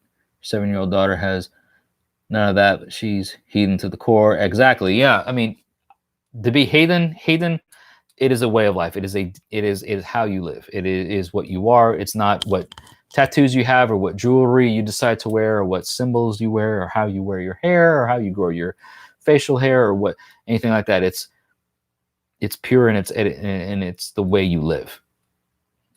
It's the way you live. So thank you, Nathan, for joining and offering your insight on this. Definitely appreciate it. As always, for anybody who's watching and supporting this channel, you're here because these sort of things interest you and you want to add to the knowledge and things. A lot of what I see and a lot of what gets talked about here in these live streams, believe it or not, gets incorporated into future discussions and in future videos, because everyone's input is valuable. I think, you know, I'm portraying and I'm delivering things out here on this platform that portrays my specific view of the world. Things change over time. I'm always growing and I'm always learning. As much as you want to support the channel in that growth, you'll see the Linktree link that's been posted here a couple times throughout the live stream. You got the super chat option. You got all this stuff to help this channel grow and develop and build a I don't say community because it's online, but it's a sense of community, right? There's some sense to that, but everyone's input is valuable, and I appreciate everyone's sticking around and commenting on it. So cheer for heathenry and for Borderman rings. Yes.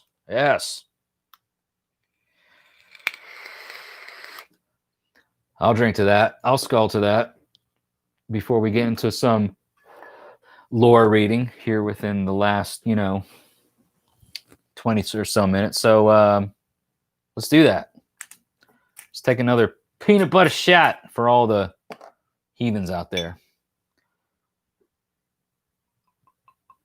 I don't know why, but I love that sound. Glug, glug, glug, glug, glug, glug, glug. Probably can't hear it from the microphone, but maybe you can. So, put that over there, get that out the way. Put this on top of that. Sorry for the obstruction with my arm going through there. But yes, to Nathan's point, hail, skull, and cheers to everybody that stuck around tonight. A lot of people tuned in, a lot of people dropped off, but a sustained amount of people are sticking around for this discussion. Going to be doing some reading, some of the lore, have a bit of discussion around that.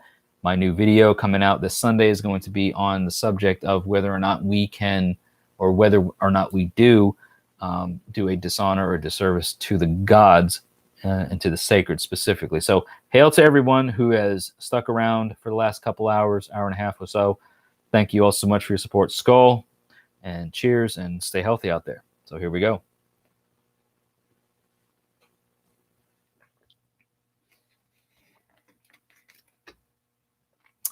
That's a tasty morsel. Tasty morsel indeed. The reason why I'm pouring it in here again, because I don't want the higher alcohol content to taint the inside of the horns. And I want to stay hydrated, because that is muy importante. All right. So,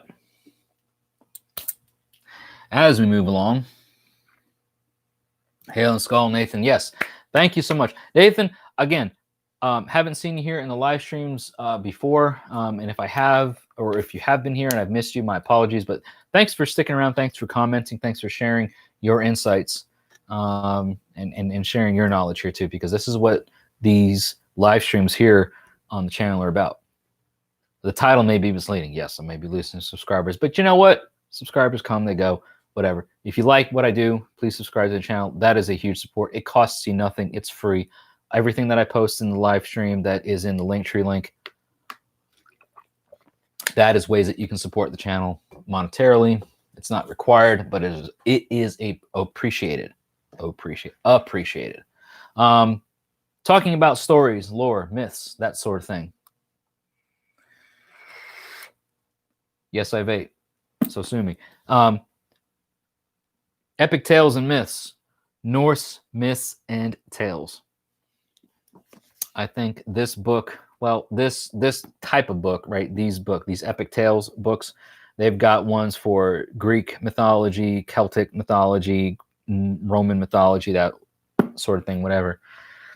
I picked this up at a Barnes & Noble, I don't know, maybe a year and a half or two ago. Less than $20, fully worth the price. I love the spin that they take on some of the stories and some of the things that they talk about here. So we're going to read some of this, read a story or two here before the end of the night, and you know, talk a little bit about some things. So you guys stick around for that. Got some of the whiskey on my hand. There's some stickiness. That's no good. No stickiness, right? Friday night, no kids drinking. Heck yeah, Dusty. That's awesome. You know, no kids, family-friendly live stream. You know, keep it respectful. We got younger crowd in here. It's you know, the YouTube thing, we got to keep it coppa, as it says, as they say. You recently got, what was it? Veem from, what's that? Veem from Grinfrost. Haven't started it yet though. Grinfrost, neat company. I've got some stuff from them as well, and Heathen run, right? Heathen backed company or whatever. So good stuff there. But yeah, man, like this book, I like. We read last week about Tyr, and how Tyr lost his hand. Here's one that I want to talk about, if everybody is okay with that, because let's see. Did anybody tune in to my last deity discussion video? And do you know who the deity of interest was for that video? Did you watch the video? Did you see the video? Did you get a chance to understand what it is I'm talking about? And if so, comment down below in the live chat, because the next story that I'm going to read about is a short one, but it is about something relevant and relative to content that I've put out here on the channel within the last week or two.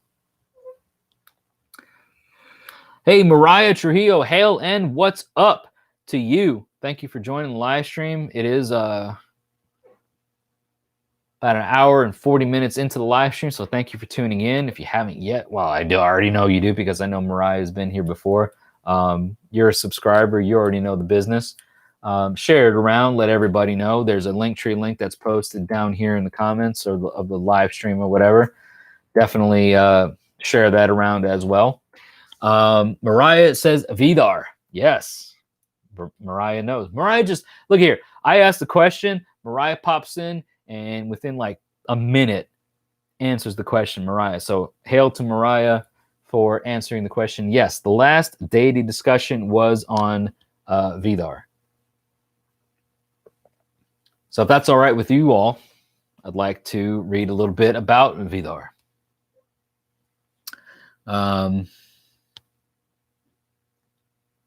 Just reading your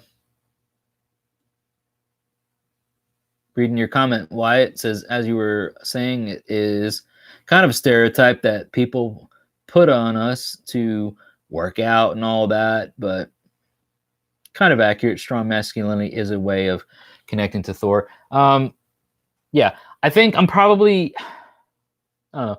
There's been a lot of content that comes around the perception of masculinity within the societal structure of, Germanic societies in pre-Christian times, and how and why that's so important. You've got your Drengerskaper, anyone who is Drenger, like it was like you read about it in lore. If you were macho, if you were manly, there was this perception of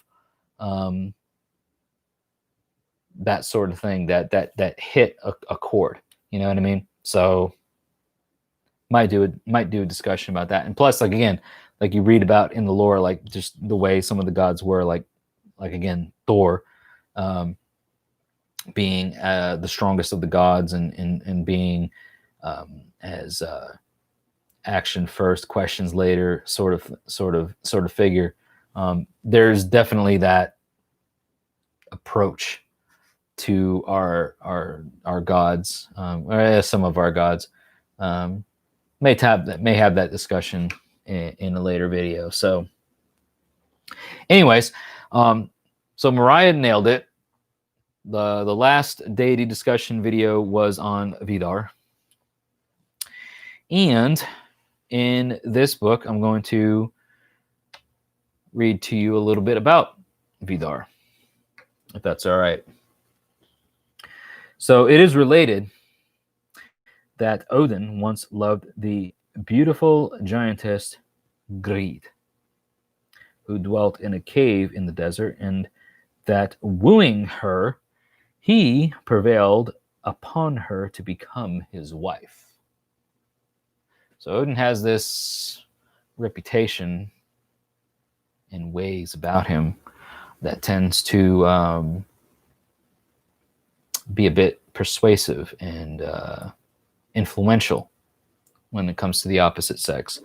And so in this instance, he was able to prevail and be of interest to Grith, who is a Jotun. Now, the offspring of this union between Odin and Grith was Vidar, a son as strong as he was Tacitum, whom the ancients considered a personification of the primeval forces or of the imperishable forces of nature. So some interesting combinations of things that Vidar absorbed from the union of Odin and Grith. Now, as the gods through Heimdall were intimately connected with the sea, or the water, the ocean, the sea, they were also bound by close ties to the forest and nature in general through Vidar, who was surnamed the Silent, and who is destined to survive the destruction and rule over a regenerated earth. Now, for those that may not know, Vidar, as I'm sure this story may elaborate a little bit on, Vidar as the son of Odin is Odin's avenger. Because in Ragnarok, when the gods are destroyed and Odin is killed by Fenrir, Vidar is a important role in avenging his father's death by killing his killer, by killing Fenrir. All right.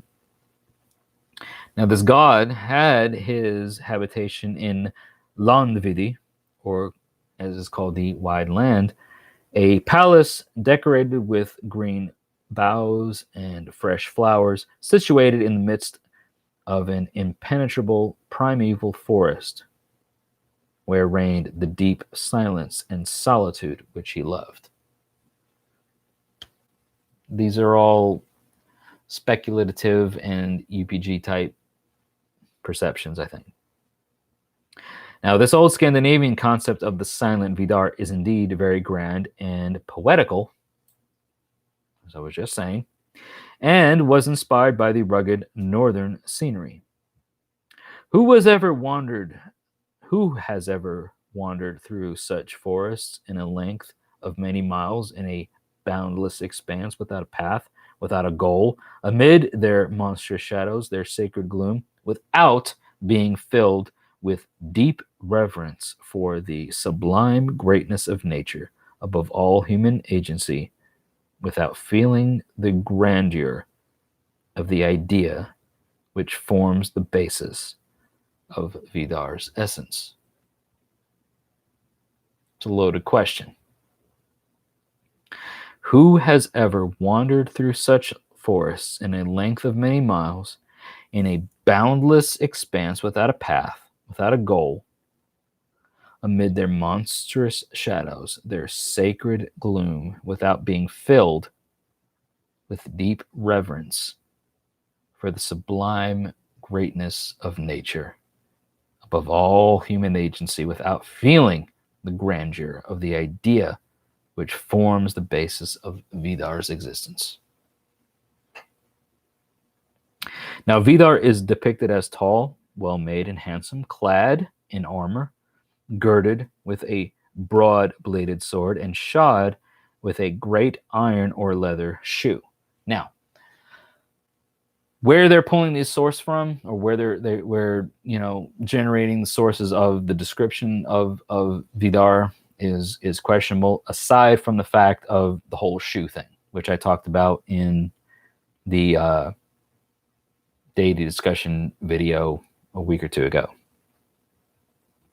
According to some mythologists, he owed this particular footgear to his mother Grid, who, knowing that he would be called upon to fight against fire on the last day, designed it as a protection against the fiery element, as her iron gauntlet had shielded Thor in his encounter with Gerod.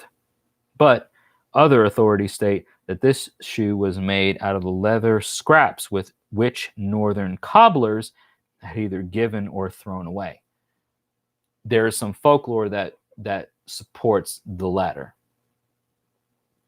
Vidar does tend to have a strong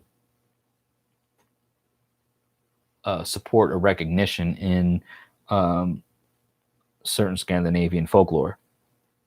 So, as it was essential that the shoe should be large and strong enough to resist the Fenrir's wolf's sharp teeth at the last day, it was a matter of religious observance among the northern shoemakers to give away as many odds and ends of leather as possible. I agree with this assessment to the extent that, again, based off of some of the folklore that we know about, to sort of aid in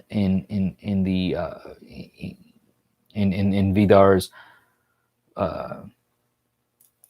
what's the word I'm looking for, victory over Fenrir. that the local craftsmen and local artisans would, any of the scraps from their leatherwork, their shoes, would be sacrificed or given as gifts to Vidar. Now, when Vidar joined his peers in Valhalla, they welcomed him gaily, for they knew that his great strength would serve them well in their time of need. After they had lovingly regaled him with the golden mead, the Allfather bade him follow to the Urdur fountain, where the Norns were ever busy weaving their web. Questioned by Odin concerning his future and Vidar's destiny, the three sisters answered ocularly, each uttering a sentence. Early begun, further spun, one day done. To these, their mother, Weird, the primeval goddess of fate, and I'm gonna put a pause on this whole thing because there's no understanding for me about Weird being a primitive goddess of fate. Weird is what it is. Weird is not a deity, right? Weird is not a goddess, at least not to my perception of understanding of anything. So to whatever poetic license that the author is taking here, I'm losing a little bit of traction. Anyway, to these their mother Weird, the primitive goddess of fate, added, with joy once more won, these mysterious answers would have remained totally unintelligible had the goddess not gone on to explain that time progresses, that all must change, but that even if the father fell in the last battle, his son Vidar would be his avenger and would live to rule over a regenerated world after having conquered all his enemies, which falls in line with the Ragnarok myth. You know what I mean?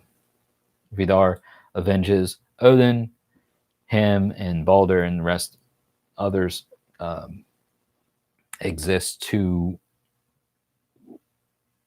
kind of rule over this new world, whatever. But here's where it gets strange, right? The next sentence is that as Weird spoke, the leaves of the world tree fluttered as if against by a breeze. The eagle on its topmost bough flapped its wings, and the serpent Nidhugg for a moment suspended its work of destruction at the roots of the tree. Grith, joining the father and son, rejoiced with Odin when she heard that their son was destined to survive the old gods and to rule over the new heaven and earth. Some interesting poetic license being taken here. That's all I'm going to say. Vidar, however, uttered not a word, but slowly wended his way back to his palace Landvidi in the heart of the primeval forest, and there, sitting upon his throne, he pondered long about eternity, futurity, and infinity. If he fathomed their secrets, he never revealed them, for the ancients averted that he was as silent as the grave, a silence which indicated that no man knows what awaits him in the life to come. This I can feel a little bit of a connection with. No man knows what awaits him in the life to come. Being tied to Vidar and being the silent one. So Vidar was not only a personification of the imperishability of nature, but he was also a symbol of resurrection and renewal, exhibiting the eternal truth that new shoots and blossoms will spring forth to replace those which have fallen into decay. The shoe that he wore was to be his defense against the wolf Fenrir, who, having destroyed Odin, would direct his wrath against him and open wide his terrible jaws to devour him. But the old Northmen declared that Vidar would brace the foot, thus protected against the monster's lower jaw, and seizing the upper, would struggle with him until he had rent him in twain. So we are hearing of the description of the efforts of Vidar smashing down on the bottom jaw of Fenrir and prying up on the upper jaw and ripping his head apart, bottom jaw to top jaw. As one shoe is only mentioned in the Vidar myths, some mythologists suppose that he had but one leg and was the personification of a water spout which would rise suddenly on the last day to quench the wildfire personified by the terrible wolf Fenrir. All of which is phenomenal to think about and adds a huge and different dynamic to Vidar than what I had previously perceived, even in my deity discussion videos. You know, a lot of things to think about there. Let me just run back up here through the comments. So, Maria Fury, hail and welcome from New Zealand. You weren't here earlier, but I've got an Australian joke to tell you after we touch upon these things. So glad you made it, Maria Fury. Hope you're still here. Not sure if you are or not. If you are, please comment down below. Definitely appreciate you being here. Maria Fury is also a Patreon supporter, you guys. And for anyone who's wondering and wants to know how they can support Midgard Musings through Patreon, I've just posted the link tree in the comments above. So definitely check out the Patreon link. You can join as a, you've got 3 different tiers of patronage that you can join at. It definitely helps support this channel to do what I do here. Maria has been around here for it. And here's Maria. She just says, I'm here in New Zealand. So international approach, international connection across the continents. You're all here. We're here. But I have a funny Australian joke to share with you, Maria, since you're kind of in that. And I hope, at least, that I'm not raising any sort of offense between New Zealand and Australia, right? Because that's the last thing I want to do is be like, well, you're talking about an Australian joke, and I'm in New Zealand. That has nothing to do with me, whatever. But you're in the same time zone. You're in the same region. Like, I'm in Tennessee right now. It's, what is it? Almost 10 o'clock p.m. Friday night. Saturday coming up here in the next couple of hours for me is going to be my wife's and my 5-year anniversary. So we're going to be celebrating 5 years of love and courtship. We haven't been married for 5 years, but our love and our courtship has been going on for 5 years. So if you want to support the channel in this way to help celebrate our love, you can do so through Super Chat. You can do so through the Linktree link that I just posted, whether it be through Patreon, whether it be through PayPal, whether it be through subscribing to the channel, whatever it is.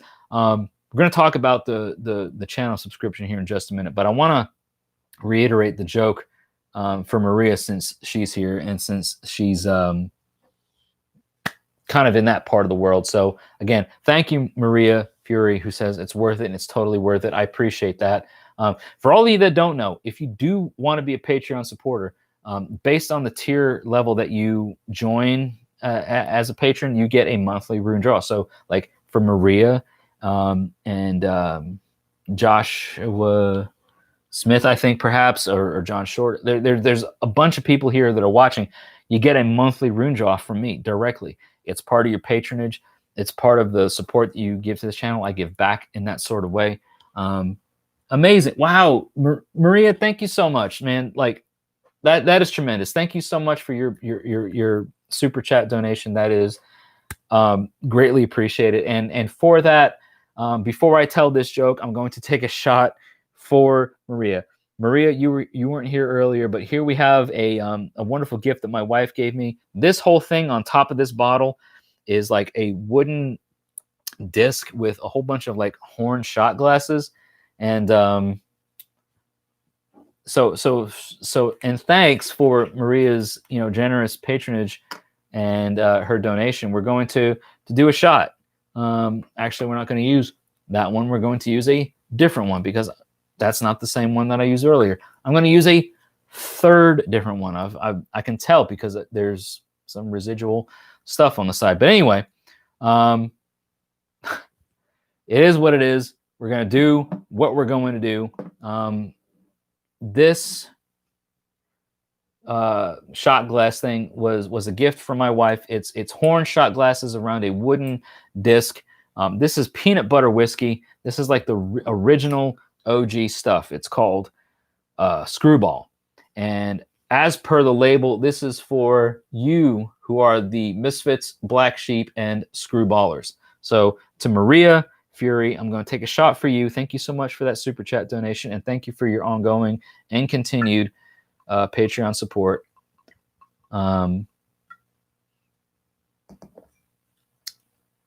So you all are wonderful. You all are amazing, and thank you for tuning in and listening to my rantings and ravings here on Midgard Musings. I'm gonna put this back up here in just a minute, but hail to Maria Fury, hail and skull, and then I'm gonna tell you this joke that I mentioned earlier, and I hope that it hits a nerve for you. But Skull, thank you so much.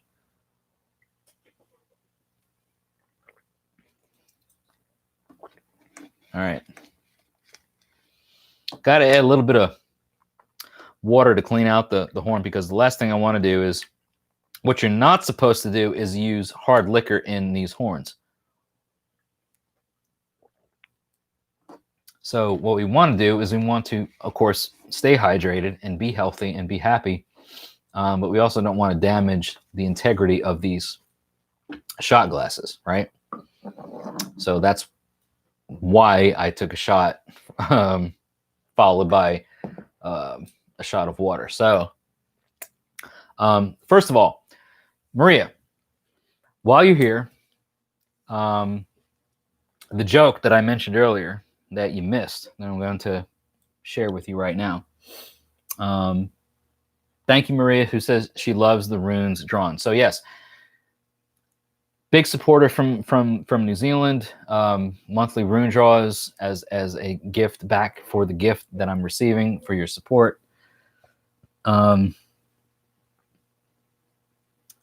Yeah, you don't drink, but that could persuade you. It is delicious. Let me just tell you that it is delicious. But anyway, here's the joke. And I'm sorry for everybody who's been, with me for the last, 2 hours that heard the joke initially. But Maria, so here's the deal, right? I was watching a Australian cooking show, and it was phenomenal. And the audience was really impressed with the chef or the cook who was competing, because they were making a meringue, right? Now, the whole thing that really shocked me was the fact that the Australians were impressed with this chef who was making meringue, because as far as I knew, Australians only boo meringue.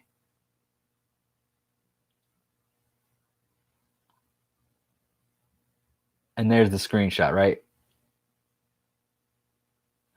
You can capture it, you can meme it, you can do whatever, but there it is. Boo meringue. It's horrible. It's a terrible dad joke. An Australian who was on here earlier shot me down and was like, that's great, but you suck. So that's what you get for being on social media. That's all I can say. That's what you get for being on social media. You discover horrible dad jokes that tend to focus on a certain demographic. So it is so bad, it's funny. Hey, Wyatt Coverdale. No, man. So everybody, please, while Wyatt Coverdale is about to leave, I want you all to do a thing, right? I've got 18 people watching. I want each and every one of you to please make sure that you subscribe to Wyatt Coverdale's YouTube channel. That's all I'm asking you. It doesn't cost you anything. It doesn't make anything different for you in terms of what you're seeing, what you're viewing. Subscribe to his channel. Show this young man some support, because guess what's going to happen here on Midgard Musings? Me and him are going to have a conversation. We're going to collaborate. We're going to do something, and we're going to be up here on this channel at some point in time. So thank you, Wyatt, for sticking around and being here for this length of time. Sticking around for the last couple of hours. It's a long haul, and I appreciate everyone's support. I'm probably going to be ending this live stream here in a minute anyway, but everyone's participation and support is amazing. So thank you, Wyatt Coverdale. You're awesome, dude. We will be in touch. I've got all your contact information, but the logistics of things and the way we do it, we'll nail it all down. So thank you so much for sticking around. Everybody, please be sure to subscribe to his channel. It would mean the world to me, and I'm sure it would mean the world to him. Thank you, Rambling Rattlesnake. Thank you, Dusty. Thank you, Jeff Levere. Jeff Levere, I'm not sure if I've seen you here before, and if you've been, I think I've missed a lot of comments and stuff that have come through here. And again, I apologize, but thank you, Devin, for subscribing. His stories are pretty entertaining, right, Dusty? Like they are really cool. Thank you, Maria, for subscribing. You know, so much great support here from the community, from everybody who tunes into these things, and I greatly appreciate that. So I want you all to, whatever it is that you're drinking, whatever it is that you're doing, whether you're drinking, whether you're smoking, whether you're just sitting there watching, just if it's just a fist in the air, whether it's a glass to the air, a vape, a pipe, a cigarette, whatever, everybody, please, right now, just raise a horn, raise a glass, raise whatever. You just give a toast to Wyatt Coverdale for his participation, because let me tell you guys, it's very rare. First of all, it's very rare that I would even be doing this sort of thing and speaking about anybody to this extent. I'm glad to see and hear about Wyatt's growth. So his, supporting what he does, and young kid, a lot of growth to come, nurturing that and being there in that support. I'm loving the support that we've got here in this live stream for Wyatt. So thank you all so very much for supporting him and giving him that sense of support. And I hope that as excited as I am about, collaborating and talking with Wyatt and maybe doing a video or whatever together, whatever that might be. We don't know the exact details of it yet, but it's going to be coming. Whatever that might be, knowing that there's support across continents, across the world, knowing that and hearing about that is tremendous. It's tremendous to me, and I'm sure it's tremendous for him as well. So,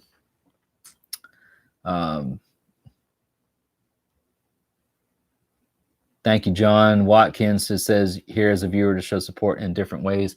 Your views, my man, like everybody that's viewing and watching, that is support in and of itself. Whatever you want to do extra, it's all in the link tree. And it's all in Super Chat. Whatever you want to do, whatever you're inclined to, whatever you are, I guess you could say, like, what's the word I'm looking for? Inspired. That's the word I'm looking for. Whatever you are inspired to do, right?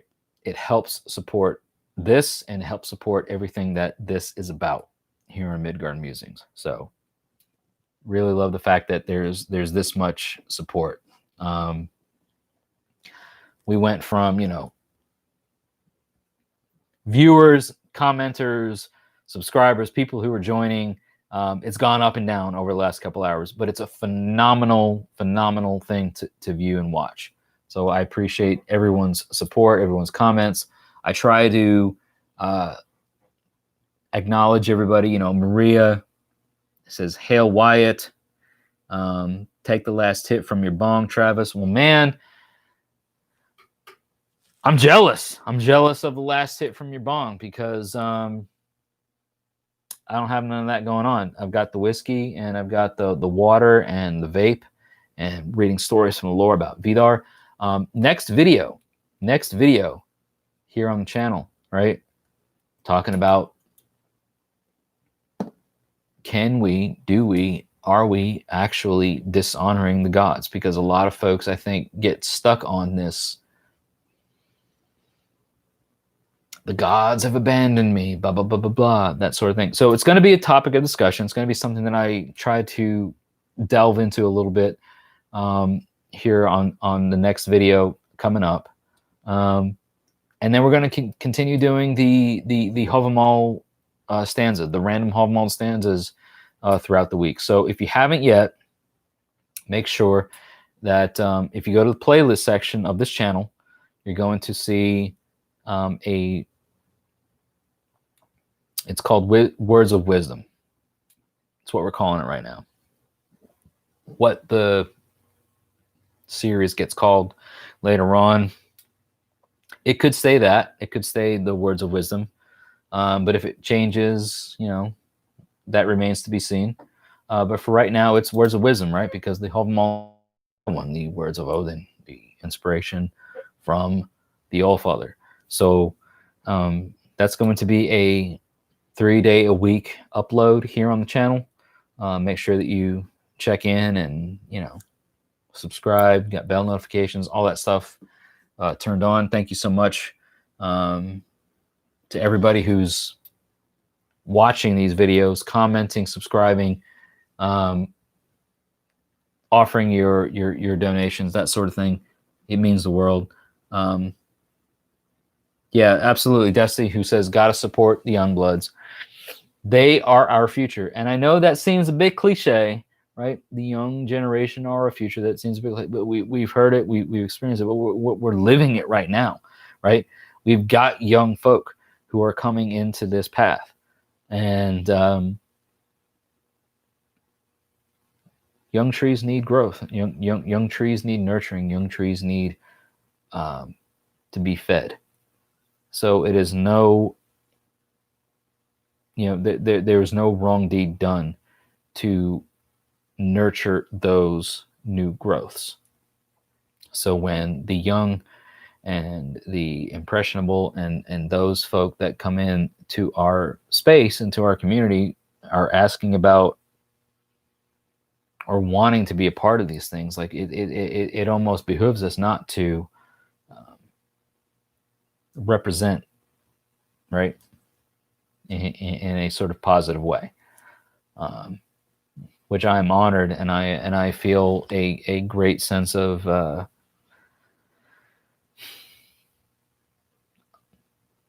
I'm honored to be here. I'm honored to be here to talk to each and every one of you, but I'm honored to kind of be in this space for the younger generation too,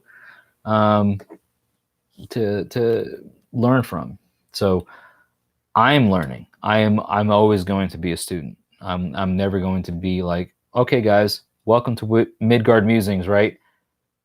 Sit down and get ready to learn something from your master. That's never going to be the message that's here on Midgard Musings. Never, ever, ever.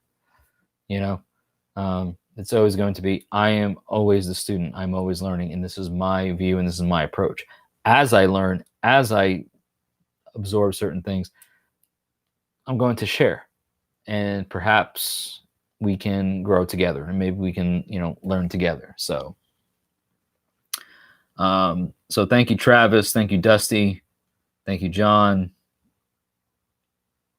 Appreciate the checking out the Havamal series. Again, I wanted to do that thing to maintain some sort of regular traffic to the channel. Not gonna lie, but I also wanted to do it in a way that is consistent with the content that I put out here on this channel. Right? It's not clickbait. It's not just doing it for the sake of doing it. It's the fact that, like, well, hey, here's some things to think about. Here's a random stanza that I chose. I'm thinking about. Here's something for everybody else to think about. So there's that.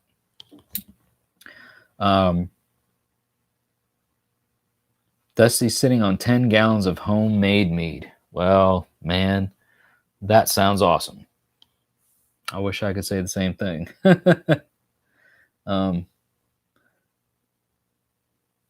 So Travis is saying the only downside to teaching on YouTube is that it's actually illegal to teach a minor without their parents' consent in many states. Yeah. So Travis, good point. The fact of the matter is that my channel is in compliance with all of the COPPA requirements, right? So none of my content gets published out here that is not compliant with the COPPA regulations. So anybody and everybody, regardless of age, is able to watch these things. That's why I always reiterate the fact that, hey, this is family friendly. This is, for education purposes, that sort of thing. So we get a lot of, our larger audience tends to tap into individuals that are below a quote unquote legal age. But none of the content here on this channel is considered to be non-compliant. So everything that is published here on this platform is for the betterment and for the growth of anybody and everybody that wishes to participate, regardless of age. So I try to regulate. I try to monitor the chat and everything. And that's the great thing about it, is like as many times as we've gone live here and as many participants as we've had, it's always been wholesome. We've always had a really good turnout, and people are genuinely interested in preserving the integrity of not just what I do here on this channel, but what I think, or what I like to think at least, is the overall heathen view of education, right? Age is a number. We want to educate. We want to help the younger generation grow and learn. So as long as we have that support, as long as we have that backing from the legal guardians and parents and that sort of thing, from the folks that may view our content, I'm not trying to compromise anything like that. I want to support that. I want to support their growth. I want to be there to allow them to see the things that I do. So there's that.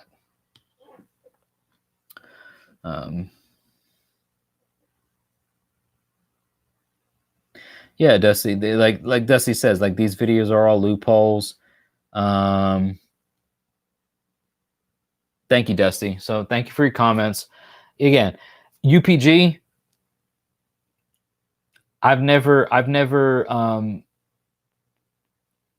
I maybe don't say it in all of my videos, but in terms of like the way that I portray myself out here, like a lot of it is UPG. A lot of it is the way that I perceive certain things. Yes, am I drawing from historical sources? Am I being inspired by certain sources? Yes. Am I am I the end all be all? 100% not. I am 100% not the end all be all. Don't ever try to portray myself as such. So, how that gets portrayed or how that gets seen, out here in the larger heathen communities in YouTube, where these videos get shared, I don't even know. Right? Just started into the Twitter realm of social media. Don't know what that will procure. I don't know what that's gonna turn into, but anyway, it is what it is. I learned certain things. I've tried to maintain a regular cadence of sharing of knowledge, with the intent to educate. You know what I mean? Hey, this is what I've learned. Maybe this is some things that you can learn. Maybe we can learn together. There's a whole lot of information out there that just is available, right? So anyway,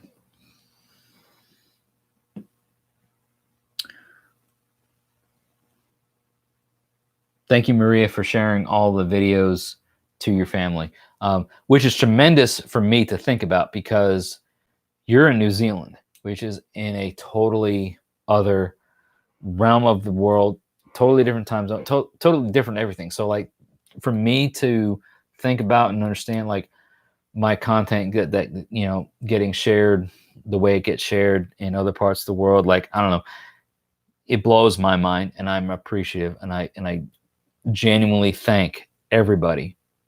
You know what I mean? Maria's a Patreon supporter. She does what she does, and she's able to do what she does. Everybody that's watching, everybody that's commenting, everybody that's sharing, everybody that does what they do here on this platform, it means a huge, like it. I can't even put it into words how much it means to me. I'm thankful. I'm appreciative, but I can't verbalize how it feels for me internally. You know what I mean? So like if I could get you all into a room and just like whatever they want, what do you want to drink? What do you want to eat? What do you want to, whatever. Like if that could happen, it would be done. You know what I mean? Like that's the level of appreciation that I feel. And that's what I would want to do. So in the way that I can repay that is through regular content and through the Patreon, rune readings and that sort of thing. Like it's a small way for me to let you know that everything that you are doing to help support me, I want to support you, and I want to give back. You know what I mean? So it's a constant. It's something that's always on my mind. So I want to thank you all. I appreciate it. It's wonderful, and your support is greatly appreciated.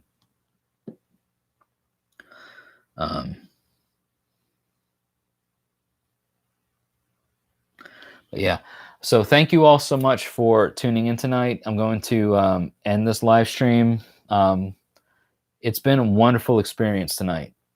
Wonderful experience. I have my 5-year anniversary that is for my wife's and my, courtship. Like we haven't been married for 5 years, but we have been together and in love for a solid 5 years on August 1st, which I know for like Maria and perhaps maybe others who are viewing right now, it's already the 1st. But I have a brunch reservation planned. We're going to be spending the day together, celebrating our love and our union. So everybody here who's watching and commenting and being a part of this live stream, thank you so much. Thank you so much for your support.